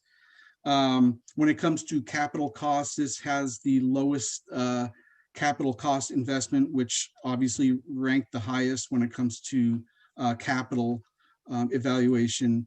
Estimated upfront construction costs roughly $47 million. This isn't a full-blown cost estimate, like Heather said earlier. Very rough order of magnitude cost. That would be only construction costs. It would take roughly until 2022 to restore live traffic. We'd have to go through some design. We would accelerate this and perhaps go through a GCCM type delivery method to advance design so that we can get a contractor on board early, have early input on constructability issues as we had talked about the constraints of these sites. One advantage that we see of alternative delivery for the repair and the replacement options is to get early contractor input so that we don't have to face any surprises down the road, especially associated with permitting. So we see advantages of the contracting alternatives used for this method. Again, returning traffic 2022, it would take the service life of this alternative is rated at 15 to 40 years. We could talk a little bit more about that and where those, I think we've talked about where the 15 and where the 40 came from. I'd be happy to answer that again. But that is one of the biggest risks associated with this alternative is the uncertainty around on what the service life would be. Was it closer to 15 or is it closer to 40? And we've been talking about some probabilistic determinations to help us dial in that a little bit more, and we can talk a little bit more about that and what work we've done to date to dial that in, and what work we're talking about to maybe further dial that in a little bit more. Greg, you yes. said that this option would be delivered probably through GCCM method? Yes, right. That's correct. Could you explain what that is for the task force? Yes, GCCM is almost similar to our traditional design bid build method, where we produce a set of plans, we design it to 100%, and we put it out to advertise so that a contractor can bid it and we award it. GCCM is a bit different in that we bring the design to 30%, we get a contractor on board, we put it out to advertise at 30%. We then bring in the contractor and award it to a contractor so that from 30% to final, we could have really good input from our contractor on all the constructability issues that could drive the schedule very easily on a complex project like this. And it also gets us better pricing so that we can project better costs more accurately and better project what the schedule will be. So it's more assurance when we have a contractor on board working with us as a team, so that when we're dealing with, again, very complex projects like this, where constructability is a major factor in meeting the schedule, this has huge advantages of going toward the GCCM route. And GCCM stands for General Contractor, Construction Manager. So during design, they're on as the general contractor, but during construction, when it starts, they become the contracting, the construction manager of the project. That's the advantage. Thank you. You're welcome. Let's see here. The seismic performance of alternative 2 is lower than the replacement alternatives. And as we all rank the seismic as a high attribute for all of us, I think this is one important factor to consider as we evaluate all the alternatives. And there's greater uncertainty with the more complexity in the future about added traffic, type of traffic. It takes away flexibility, this alternative, on what we want to do in the future with the existing cross section of the bridge. We can't, it's pretty much at capacity once we get the post tensioning in. When we talk about adding future sound transit, not possible under this alternative. Securing funding to replace a functioning repaired bridge later, perhaps harder than funding a closed bridge now. And this is one issue I think we've hit on in the past. What would be most advantageous and what would make us most eligible for grants down the road? Would it be looking for those grants while the bridge is operating, or would we be more at an advantage to get funding while a bridge is down? And that's the question we're evaluating internally as well. And there's pros and cons of each. Next slide, please. Again, 47 million. This comes out to be the lowest cost capital investment out of all the alternatives. It also comes out to be the highest cost when it comes to annual maintenance of all the alternatives. This would cost the most to maintain annually. But if we look at the overall life cycle of the asset, and we look at the life cycle cost to the owner at the end of 2100, this actually does not come out to be the most expensive alternative. In fact, it would come out the lowest at the end of the full life cycle. And so you could see that by the 916. This did not perform super high when it comes to the overall performance and attributes outside of costs. So I just wanted to point out that we'll find out that the superstructure actually placed higher in that category. If the bridge stabilization measures don't react as predicted, then we have a monetized risk of 4.5 million, which where we derive that number is 25% of the total 18 million that we're spending on stabilization right now. So that would be monetized as a risk for us. And the repaired bridge, if we only get 15 years out of it, instead of 40, then we monetize that risk to 171 million, which would basically be close to the salvage cost of the remaining life of the repaired bridge. So we've monetized that pretty high because it would basically be a full replacement at that point.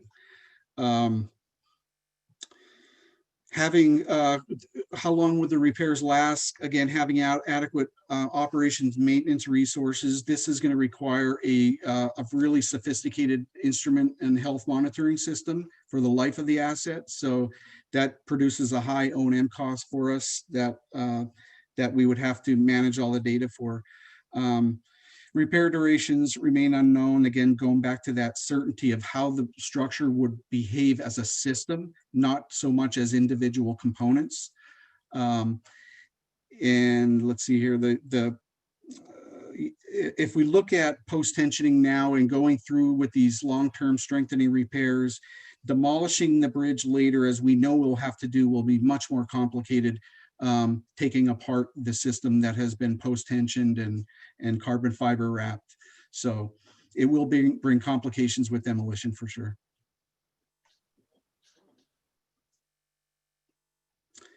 Next slide, please. Alternative 4, this was the highest performing alternative out of the CBA. When we think of performance, we think of all the attributes and all the input we have had on those attributes. This alternative came out the highest ranking performance-wise, cost aside.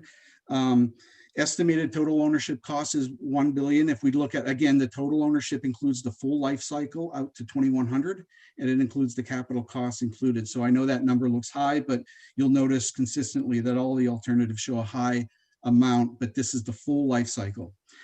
The estimated upfront costs for construction, this would be obviously the cheapest out of all the replacement alternatives at 383 and would be the construction costs only. We could return traffic as early as 2026, although as we've been talking here, our hope is to come in sooner than that. And we're confident that we're gaining more and more confidence every week that we could deliver a replacement sooner than 2026. We just haven't determined what that is yet. 75-year life, as you would expect out of a new asset. As you'll see, compared to the other replacement options, that's similar as well. Some of the risks and drawbacks are obviously the mobility impacts from a longer closure, securing the funding, larger upfront capital cost, as well as the permitting and the regulatory issues that could impact the schedule, such as the navigation and the U.S. Coast Guard and clearance issues that we talked about earlier. Next slide, please.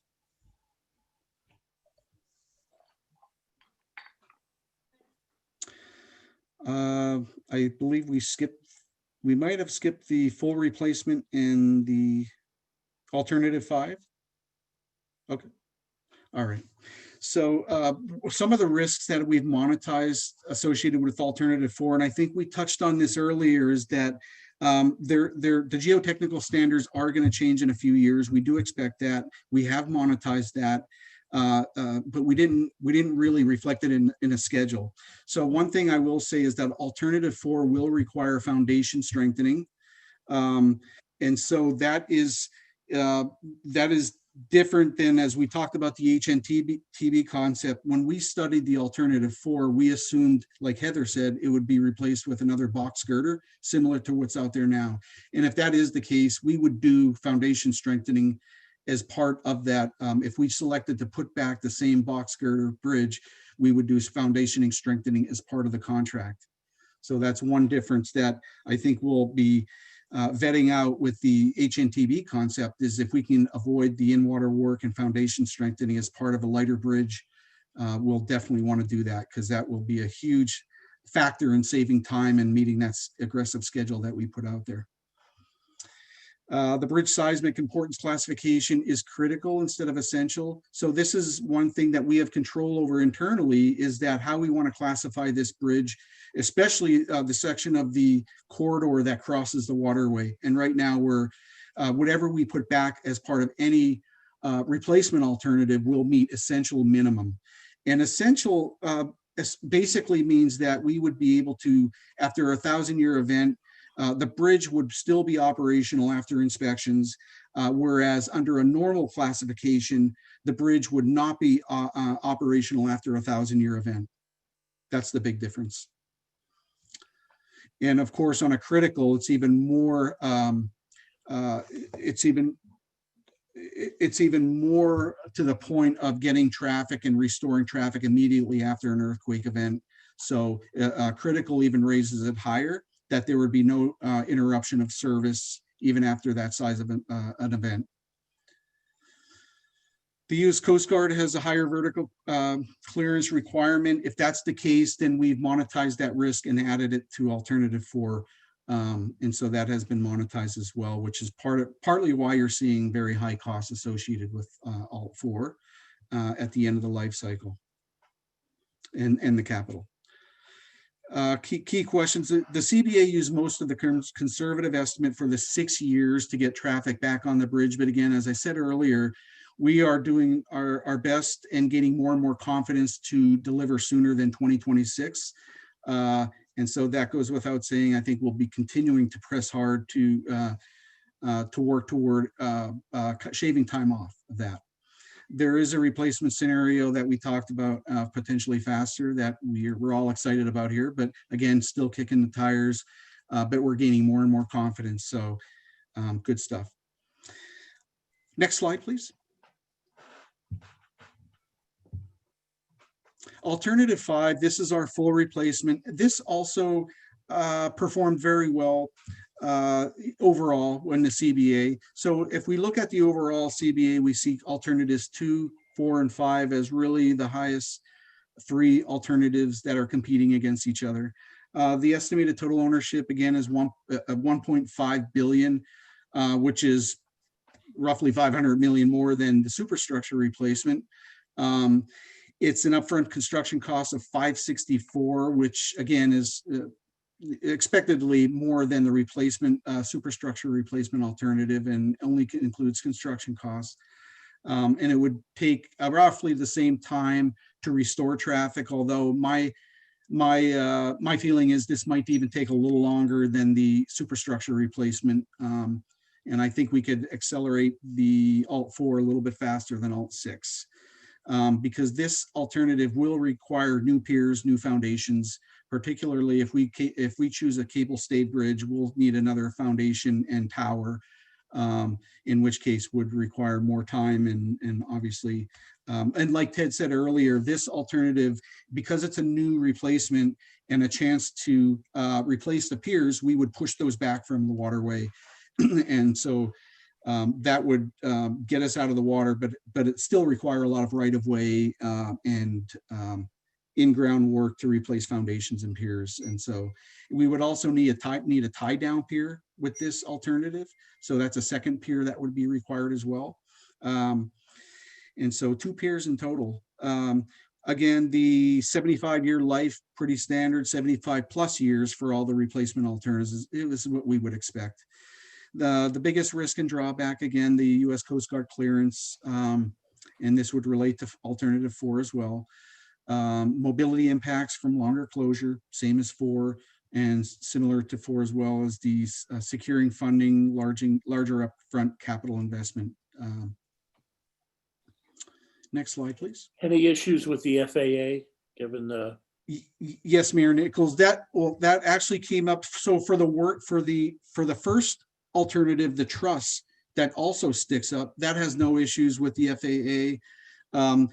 As far as the tower, the cable stayed bridge that's shown here, we have to check in with the FAA on clearance requirements for that, because that is a larger tower that would extend way higher than the bridge trusses that were shown in alternative 1. And I believe Ted has also done work with the FAA in the past and has confirmed that the HNTB concept that is being put forward would not be in the way of FAA clearances. So we're safe from the alternative that we're all excited about. Yeah, that's right. Good question. Again, I can repeat this, but you can see that the overall estimated total ownership cost is 1.5 billion for this alternative, and it does not come out as the cheapest alternative for the replacements. The superstructure replacement is actually lower capital cost. I think I covered mostly everything on this one. Again, this would probably take a little bit longer than the superstructure replacement, but we can move on to the next alternative. Next slide. This is the immersed tube tunnel. Obviously, this did not perform as well as alternatives 2, 3, and 4. It performed similarly to the shoring alternative. So as far as overall performance, it did not do well, and it produces the highest capital investment, and the highest total ownership costs, 2.8 billion, and upfront construction costs of roughly 2 billion. How long would it take? Could return by fall 2030. There's a lot of issues and a lot of risks that we would have to investigate as part of this alternative. And part of that might be having to secure land to produce a new casting facility, depending on if we add the light rail to a structure like this, we might have to, or the contractor might have to find a casting facility or get one closer to the site. So that might be one issue, and that's a huge monetized risk that we would have to capture, as well as obviously the cutting across Harbor Island and all the unknowns that we would come across with regard to the underground surprises. And lastly, but not least, is the transitions that we would have to make into the existing grid with this alternative. Also poses up some risks that we did not get into a deep dive on. But if it would proceed, we would have to obviously investigate where the tie-ins would be and what that would mean.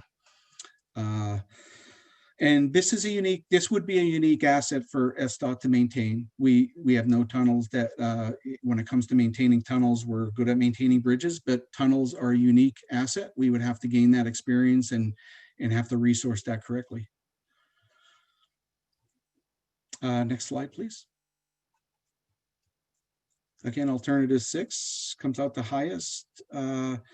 overall as far as capital and overall ownership costs. The geotech standards, again, will change. That would impact this alternative. The seismic importance classification is critical and essential for this. We would not build something like this to a normal. This would be either essential or critical. New casting facility, as I mentioned before, is a possibility. Given the size of this immersed tube tunnel, we would potentially have to have a closer casting facility secured. Key question, how long would it take to build? Again, 2030 is our estimation based on all the risks and what we see as all the permitting challenges and the risk associated with this alternative. It would definitely take some extra time. There may be some construction scenarios that with a faster delivery time, but again, these have not been studied as part of the CBA. They would be included in a TSNL if it proceeded. Next slide, please. So if we look at the overall attribute performance, we could see on here and display the orange highlight or the highest performance among the alternatives. The community task force, what the highest weighted for the community task force were seismic constructability and mobility. If we look at seismic and constructability, they favored more the replacement side, as you can see, and your mobility attribute more lean toward the alternative. And expectedly, you know, the alternative 2 would be the fastest way to restore traffic. So this would have the least impact on mobility, which is probably why it ended up in that category. But as you can see for yourself, the highlighted there is really leaning toward the alternative 4 and alternative 5 for seismic and constructability favorability.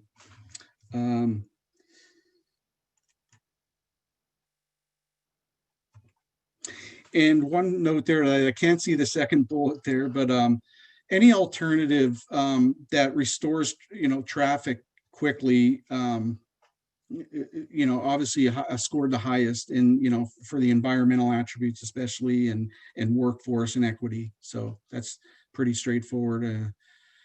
Speed, like we've been saying before, speed is everything in addition to our safety. Next slide, please.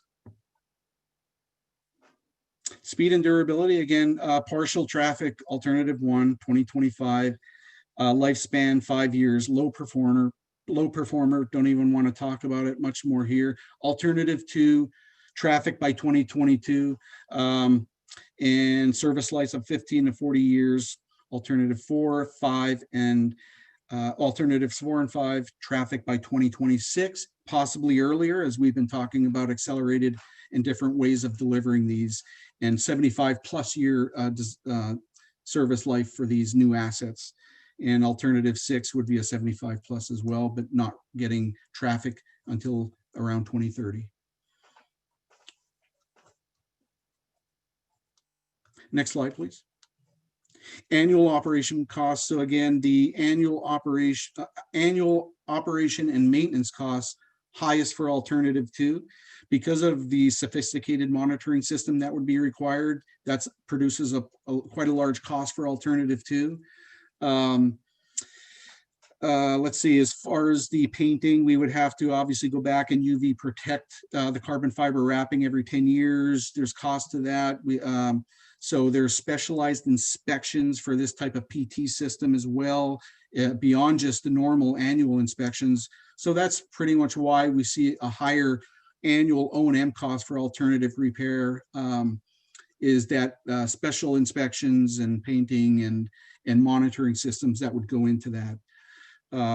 Overall, we would find that over the life cycle, alternative 2 would come out a little bit lower. If we look at the overall life cycle cost to the owner, we'll find that the gap between alternative 4 and alternative 2 comes closer together in roughly, I think it was 910 million versus 1 billion. Securing adequate operations and maintenance resources for Seattle bridges is an ongoing challenge. I mean, this is something that we've been challenged with for years, and so we would have to resolve that. If repair was chosen, we would have to resolve that issue. Next slide, please. Estimated total ownership cost, as I just said, if you can look at alternative 2 and alternative 4, you'll see that the gap comes down. Even though the annual maintenance cost for alternative 2 is more of the overall life cycle through 2100, you'll see that it actually, that gap comes a lot closer, and we would get a new asset out of it for alternative 4. So that's the main point to be taken out of this slide, I think, is the total ownership costs and how they would be coming closer together under the preferred alternatives 2 and 4. Next slide, please. Overall, I'm going to go through these. So repair alternative 2, this says it comes out to be a better cost to performance ratio, but I would argue that under the base CBA, which is the assumptions that we use for the CBA, all the inputs from SDOT, the TAP, and everyone else.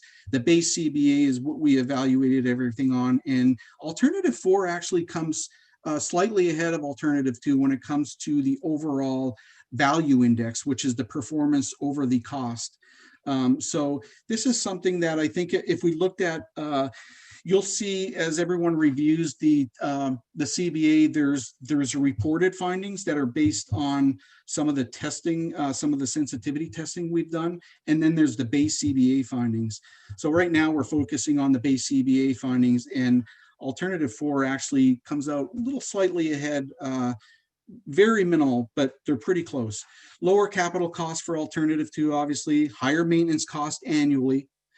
Quicker return to traffic, big advantage. Requires future long-term bridge closure. Again, this would require a two sequence closure. We would have to close it again to replace it. And that potentially could be an unplanned closure and something we want to avoid in the future. And that's what concerns some of us the most about alternative 2, is that even though we have monitoring systems, we would still potentially have an unplanned closure only to remove the bridge and replace it. Situation we need to think of deeply. Success depends on the bridge's reactions to repair stabilization. Again, we're going to go through the thermal cycles this year to see how the bridge behaves. And obviously this brings a higher risk, resulting in another unplanned closure, as I mentioned earlier.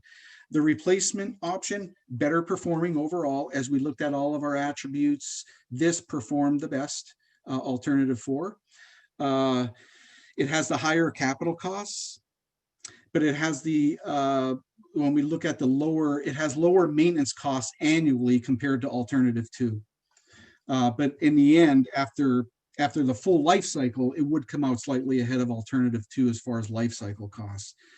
It would take the longest to return to traffic, 2026, but again, aiming to come in ahead of that, but it certainly wouldn't be 2022 like alternative 2. Success wouldn't depend on the bridge's reaction. So again, we get more assurance and predictability out of alternative 4, knowing that we wouldn't have an unplanned closure. And lower risk, again, we know that the new asset would last 75 plus years. I tried to get through that quickly. I know there's probably a lot of questions. Happy to take those. Greg, thank you very much for that. So we've been through much of that material a couple of times, except for the more specific numbers that, while they aren't estimates at this point, they are at least an order of magnitude, a way to compare the different options. I'm going to ask Greg, the seismic issue, obviously very important here in the Northwest. We all expect someday to have the big one come, and having a seismically challenged structure is not desirable. And the viaduct, I think, was a great example of why we needed to move forward on that alone, if nothing else. So, would the repaired West Seattle Bridge be less seismically safe than the original bridge was for its 75-year life? The repaired, that's a good question, Mayor Nichols. The repaired alternative, if we decided to repair the bridge, we would restore it back to the normal classification from where we left off. So it would be, yes, it would be similar to all of the bridges in our inventory around the city, normal classification, which basically means that we would meet the 100-year event. But if we had a 1,000-year event, we would not be able to return service to that bridge. It would not be operable. Right. So we would be no worse off with a repaired bridge than we would have been had this never happened. That's correct. Okay. Tim McConnell, to be followed by Peter Goldman and Eileen Cody. My question was actually answered, so I'm good. Okay. Thank you, Tim. Peter Goldman, to be followed by Eileen Cody and Jen Temple. Thank you, Mr. Mayor. Hi, everybody. Ted's intriguing presentation sort of took some of the wind out of the sails of what I was going to say, because it is a very attractive alternative and I'm excited about looking at it closer. But I did want to make a few suggestions about the adequacy of alternative 6, the tunnel. You know, I am not personally a proponent of this. Is not, tunnels are not my thing, but I do think that there were some concerns with some of the facts that were in the CBA. For one, the Massey Tunnel was projected up in British Columbia under the Fraser River, was projected to be completed in 3 to 5 years, and it has some of the most important salmon runs in the North America. So it has very, very concerning issues there as well. And it's 5 times wider, the river there. In 1959, the same ITT was built in only 2 years. So I think 4 to 5 and not 10 appears to be a much more reasonable time frame. Secondly, cost. Alt6 has 2.8 billion, but the Rotterdam Tunnel, about the 1,600 feet, about the same, was built for 416 million in 2020 dollars. In Antwerp, a 5,900 foot one was built for 634 million. So I'm not absolutely convinced that the cost is fair. Lifespan at the new Elizabeth River Tunnel in Virginia that goes underneath has a design life of 120 years. So I think 75 might be low. Seismic, I think there's no doubt that an ITT would be the safest seismically. Environmental risk, absolutely. I'm an environmental lawyer. I get moving around water is challenging. I want folks to know that right now the port dredges approximately 100,000 cubic yards a year in that particular location, and has dredged about 1 million cubic yards from the east and west waterways over the past decade. So obviously it has to be timed right, but you know, in water work is not like we haven't done it before.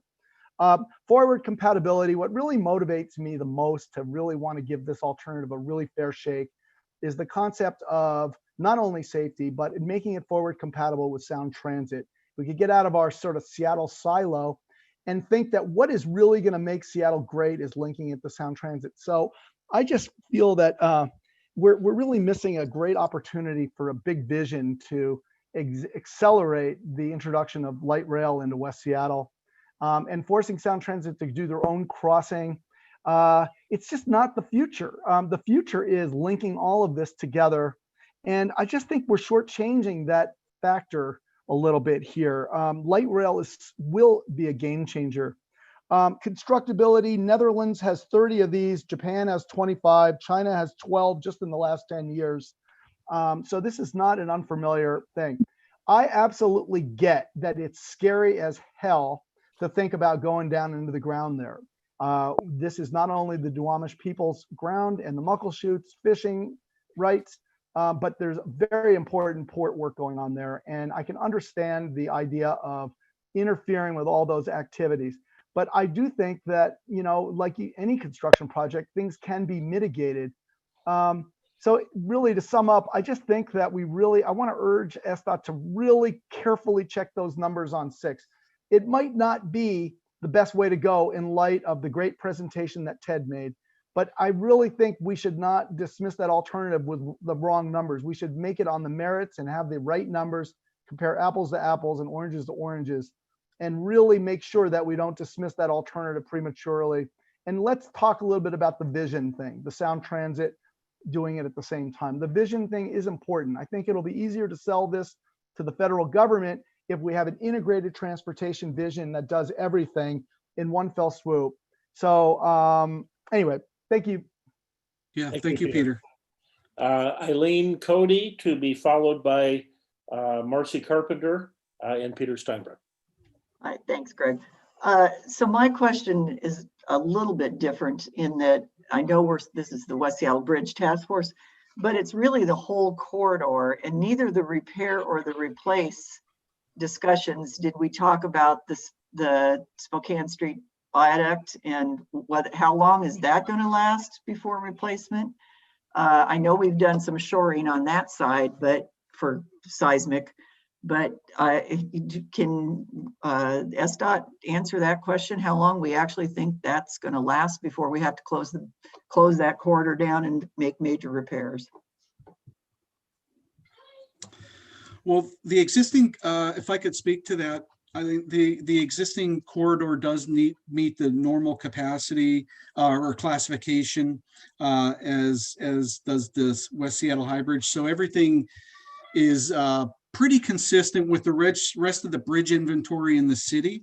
However, as we look forward, as we look at even forward compatibility as it relates to Sound Transit options, you're absolutely right. We're going to have to really go beyond the Piers 15 and 18 and look at the rest of the corridor to see how could it accommodate, because we're only looking at one piece of the corridor. You're absolutely right. And we've had a discussion this morning with Heather and I about a resiliency study and the need to address the rest of the corridor and have our plan laid out as far as a phased out plan of how we're going to address the rest of the corridor as it relates to the future serviceability and adding future multimodal like Sound Transit or any other modes to the structure as we go forward. So it's absolutely an important question we need to answer. In fact, as we make decisions as it relates to the high bridge, whether it's repair or replacement, we have to be thinking about the entire corridor. And so we definitely have those conversations underway internally. Heather, you might maybe have more to share on that, but it's definitely something that is hot on our desk as well.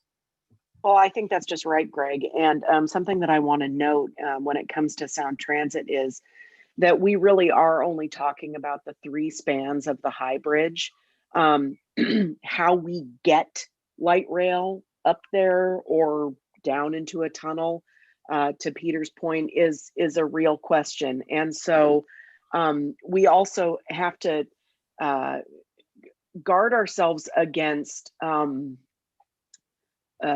making this emergency project bigger than it is, right? We have an emergency here with a bridge that is not serving its only function in a transportation system. And so we absolutely have to, and Greg said, you know, we're working on a resiliency study for the whole corridor, but we also have to be careful to limit our focus while we pay attention to the rest of the corridor in a study. We have to limit our focus for this to the emergency project at hand. And that's, you know, that's holding 2 things in our mind that are hard to hold, but that's a very real question. Yeah. One thing, if I could just add one thing about the Sound Transit, and just to let everybody know, they're pretty far along with their EIS. These are just some of the challenges as we meet often with Sound Transit, almost twice a month. We talk about, you know, the differences in seismic codes. They're more strict. They're different standards than we would use, and different FTA money versus FHWA, and also the EIS process. So there are some things that we would really need to get on the same page about, you know, to continue the conversations around the partnership. There's some hurdles we need to get over, but we're continuing to meet with Sound Transit and have those discussions. Jen Temple, to be followed by Marcy Carpenter and Peter Steinbruck. Thanks so much. And I forgot earlier to mention I'm with West Seattle Bridge Now. Thanks so much, Greg. Two questions. One in the CBA, page 57, says there's a very low risk that the bridge repair option would not last 40 years. I think we keep hearing that's going to be such a big risk, but it's saying that it's a very low risk. So, we're trying to understand why that keeps coming up in the messaging as such a high risk. So Greg, let me level set just a little bit here. So I want to note that they say that there is a low risk of the repair failing. That is not the same as a low risk of the bridge failing. So so it's important to they are examining the repaired component, not the whole bridge. I've read it a few times. So there's that. And the second thing is that whatever the risk of the repair failing is, the impact of the repair failing is much greater than just even if it were 5%. The impact of it failing, of us having to close down the bridge again, is significant. And that's why you'll see as part of the monetized risk that there's serious money attached to the impact of the failure should it be realized. Greg, you want to talk a little bit more about that 5% number and where that comes from? Yeah, so the 5% came from, given how aggressive this schedule was, we were, as we looked at the probabilities and some statistical analysis, we did some condition testing to confirm that there was no systemic problems with the materials that were being used for the repair. So that's the level of analysis that they did that presented that 5%. So they looked at it, kind of looked at it very closely and said there's no real systemic problems with the type of materials they were using. So that was some testing that was done. However, there was no real probabilistic assessment that would look at the whole system, meaning what Heather was getting at, use parts. Now, how are they going to behave and perform together as a system, as a bridge? And that's the probabilistic assessment that we did not take a deeper dive into, that would answer the question of how is the bridge going to perform as a system? Because that's really what SDOT has concern over is, and because we have lack of analysis in this area, that's what gives us, that's what makes us hesitant about high probabilities of a repair lasting that long, is that we just don't know how it's going to work as a system. So the 5% is based on a material analysis, really. And wouldn't that then be the same case if we're reusing the superstructures for the potential alternative? How is that different? We wouldn't be reusing the superstructure. Or sorry, the same substructure. We're using the same piers, foundations. We don't know how that's going to operate as a system. If we had a 1,000-year seismic event, for example, the new part might last, but the substructures, those would be gone, right? No. That's one of the things. That's one of the things that Ted was talking about. Is go ahead, Greg. I'm sorry. Well, I was just going to add that the substructure is not as bad as the foundations of this bridge are not in bad shape. They meet the normal classification seismically, and in fact, our engineer of record even thinks that they might need an essential classification. We're not ready to go there yet. We're going to keep it as normal because we just didn't kick the cans on that enough. But I think there's high confidence that seismically the foundations of this existing bridge they were well designed and well built. So with that said, we wouldn't expect any major concerns with, particularly under the normal classification, this bridge would perform well. Marcy to be followed by Peter Steinbrook and Jill Mackey. Thank you. Can everyone hear me? Yes. Yes. Okay. This is Marcy Carpenter, Admiral resident. So I Marcy, you've cut it, at least for me, you've cut out. Likewise.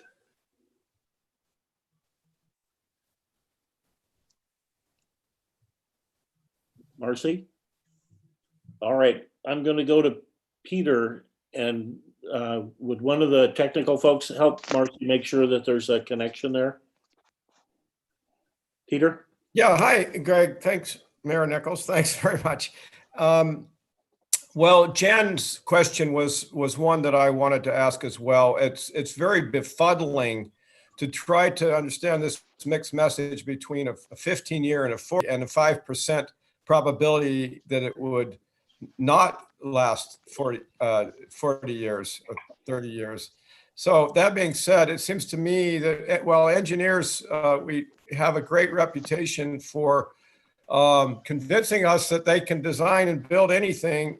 In this case, there's a great deal of uncertainty over the dynamic performance of the existing structure. And I think that's why there's confidence in a replacement option over the repair and reinforce, because it presumably is more predictable and up to greater seismic standards and the rest. So it would seem to me that where this leads us is what my question is with regard to alternatives 2 and 4. It would seem, I think it was said by Heather earlier at the beginning, that maybe we need to take the time to really further analyze and identify risk and uncertainties and provide clearer certainty and confidence for whichever path seems to be the one that rises to the top. So that being said, it looks to me like alternatives 2 and 4 are the ones that should move forward at this point. And let's continue to make progress, but get on with it because it is a critical time issue here that we're working against. I also think we need to have much greater clarity over the permitting challenges and funding for the alternatives under consideration. A much more detailed analysis in terms of the timeline and challenges ahead, permitting, including environmental reviews and SEPA, NEPA, and potential funding mechanisms and how we're going to get those commitments. And I agree with you, Greg, about you take some risk without full funding, but you just dive in, and that's been done before. But we have some examples to show where it's easier said than done. That's Sure. all. What Thanks. could go wrong? Yeah, right, exactly. Marcy, it looks like you're back. So let's try this again. How's that? Great. Okay.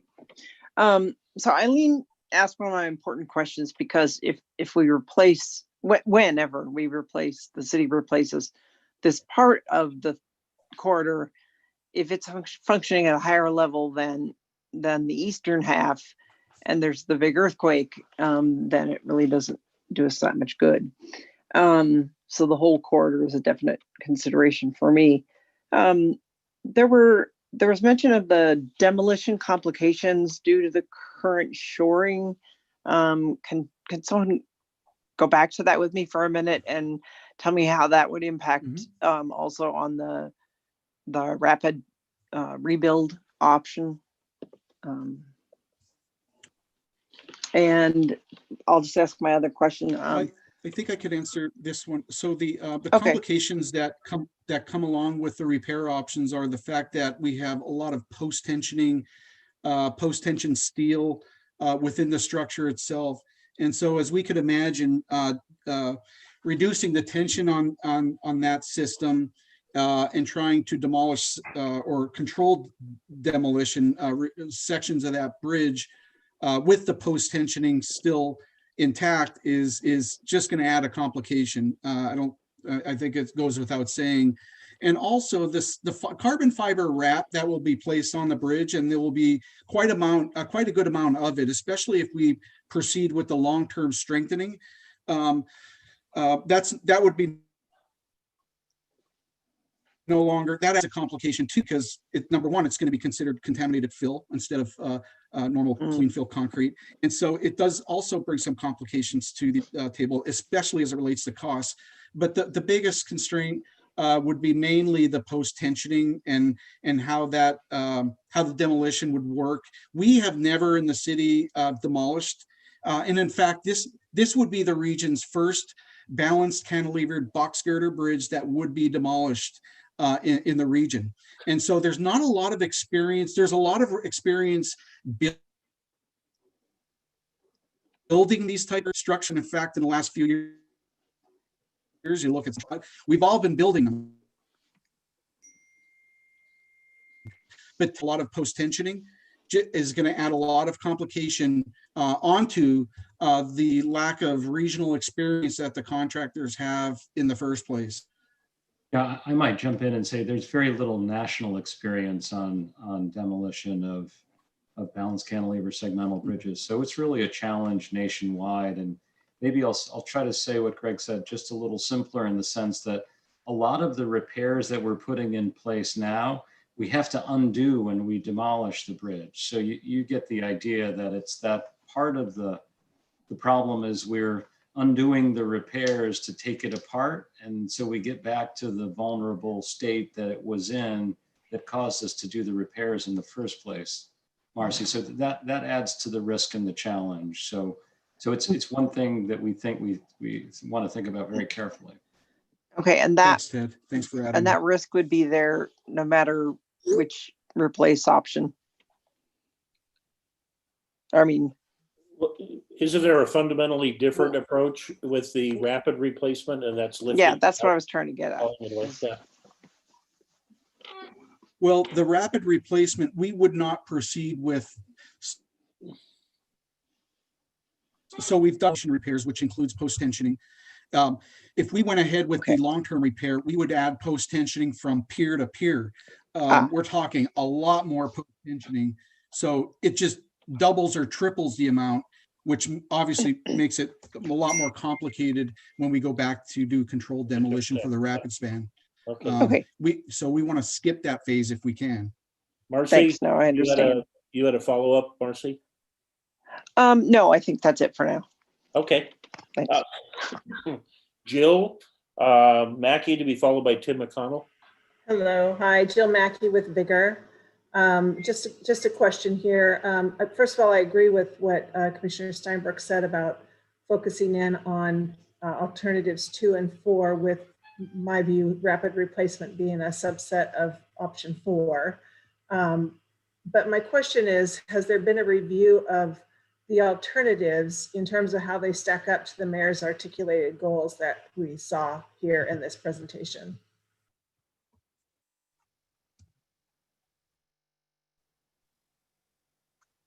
I can add to that, 2 of her stated goals are certainty. Yeah, there's federal funding, there's rapid execution, restoring traffic, those kinds of things. Yeah, so what we've heard from the community and what the mayor has stated from the beginning is that speed and certainty are the critical pieces. I think for speed, obviously the repair option thus far is the fastest.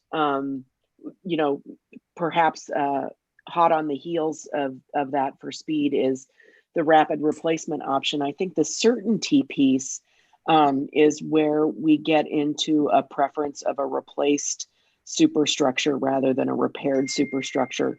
The certainty that the mayor is talking about, that we are focused on, is making sure that once we intervene in that bridge, it's the last time for a long time. And that's the piece that we're focused on there. In terms of how it stacks up against the mayor's goals, ultimately it's going to be her decision to make about which one stacks up to her goals the best. We're trying to be factual as we move forward, and by factual I mean present the information that was given to us in the CBA and provide our expertise about, sort of from the institutional perspective about what it's going to be like to live with these options going forward. So I don't know if that was a good answer to your question, Jill, but it was okay. Tim McConnell, you have the last, well, I'll get the last word, but you get to the next to last word. In regard to the rapid replacement, are we going to be receiving information that kind of adds it as an alternative for with updated dates and costs like we did with the rest of the items in the CBA, or are we weighing this kind of as is with the information we have for next week? Well, thanks, Tim. And the right now what the mayor is asking of the task force is sort of the pros and cons for repair versus the pros and cons for replacement. And so we wanted to make sure that you all had the information that we have about this, other superstructure replacement idea as you're going into that. But in terms of for next week, having sort of a full CBA analysis of the rapid replacement, I don't think there's going to be time to do that justice. So just keep in mind that when you're talking about repair or replacement, you're not picking a specific version of that. You're just talking about, those two options sort of in grand terms. Does that help? I think the conversation that we've had today gives a really good example of what the mayor will be going through in her own mind and in seeking our advice, the TAP's advice, the consultant's advice, and SDOT's advice. She's going to have to weigh how much certainty is there, how much time is it really going to take, what's it going to cost, and where will that come from in making this decision. So I think our conversation, if she watches this, she will have a very good idea of the kinds of questions that she's going to gravitate toward as she makes this important decision. Next week, we're going to have had more than 24 hours to absorb the cost-benefit analysis. There will be a quiz. So we'll have an enriched conversation from that standpoint. We will have had some time to absorb the rapid replacement concept as part of Alternative 4. And so I think we'll be in a good position to further the conversation we started here today in our Q&A period, to advise, give Paulina and I the tools to advise the mayor as to how the task force, how the community is feeling about the different paths forward. So thank you all. Yeah, Sam? Mayor Nichols, can I just jump in one? And I want to let you make sure you have the last word because you're doing such a great job of steering this whole conversation. I do want to say, I think the questions and the input that I've heard today, again, are really important from a sense of risk tolerance. And I think that's a lot of what, Heather said at the beginning. You can sort of read the CBA to cement your opinions, regardless of which opinions you have, most likely. And a lot of that is about the risks and the tolerance for risks and how much we probably all feel about where and how we can best provide the speed and certainty around restoring the transportation connections. And I think no matter what, there's risks in whichever pathway we go down. We've talked about a number of those today, but really making sure that we're still in the strengthening aspect. We still haven't completed the basic stabilization. So it's really hard to say exactly how repairs will perform. We think there's a high likelihood that they could perform well, but we're still not to the point of saying, yep, definitely this is exactly when we will need to do the next thing on the bridge if we're on a repair pathway. We've talked about all those risks that we've got associated with design, permitting process, funding around a replacement. And certainly I think if we're talking about a 2026 timeline, we've heard if there's a certain way to get a connection sooner than that, we should probably take that. So I think this input has been tremendously valuable as we continue to assimilate all of it and be able to help inform and provide SDOT input to the mayor as well. Thank you, Sam. Again, thanks. I've enjoyed spending the summer with you. Between now and our next meeting, it should get down to freezing. So dress warmly, and we'll see you next Wednesday, same time, same place. Thank you all very much.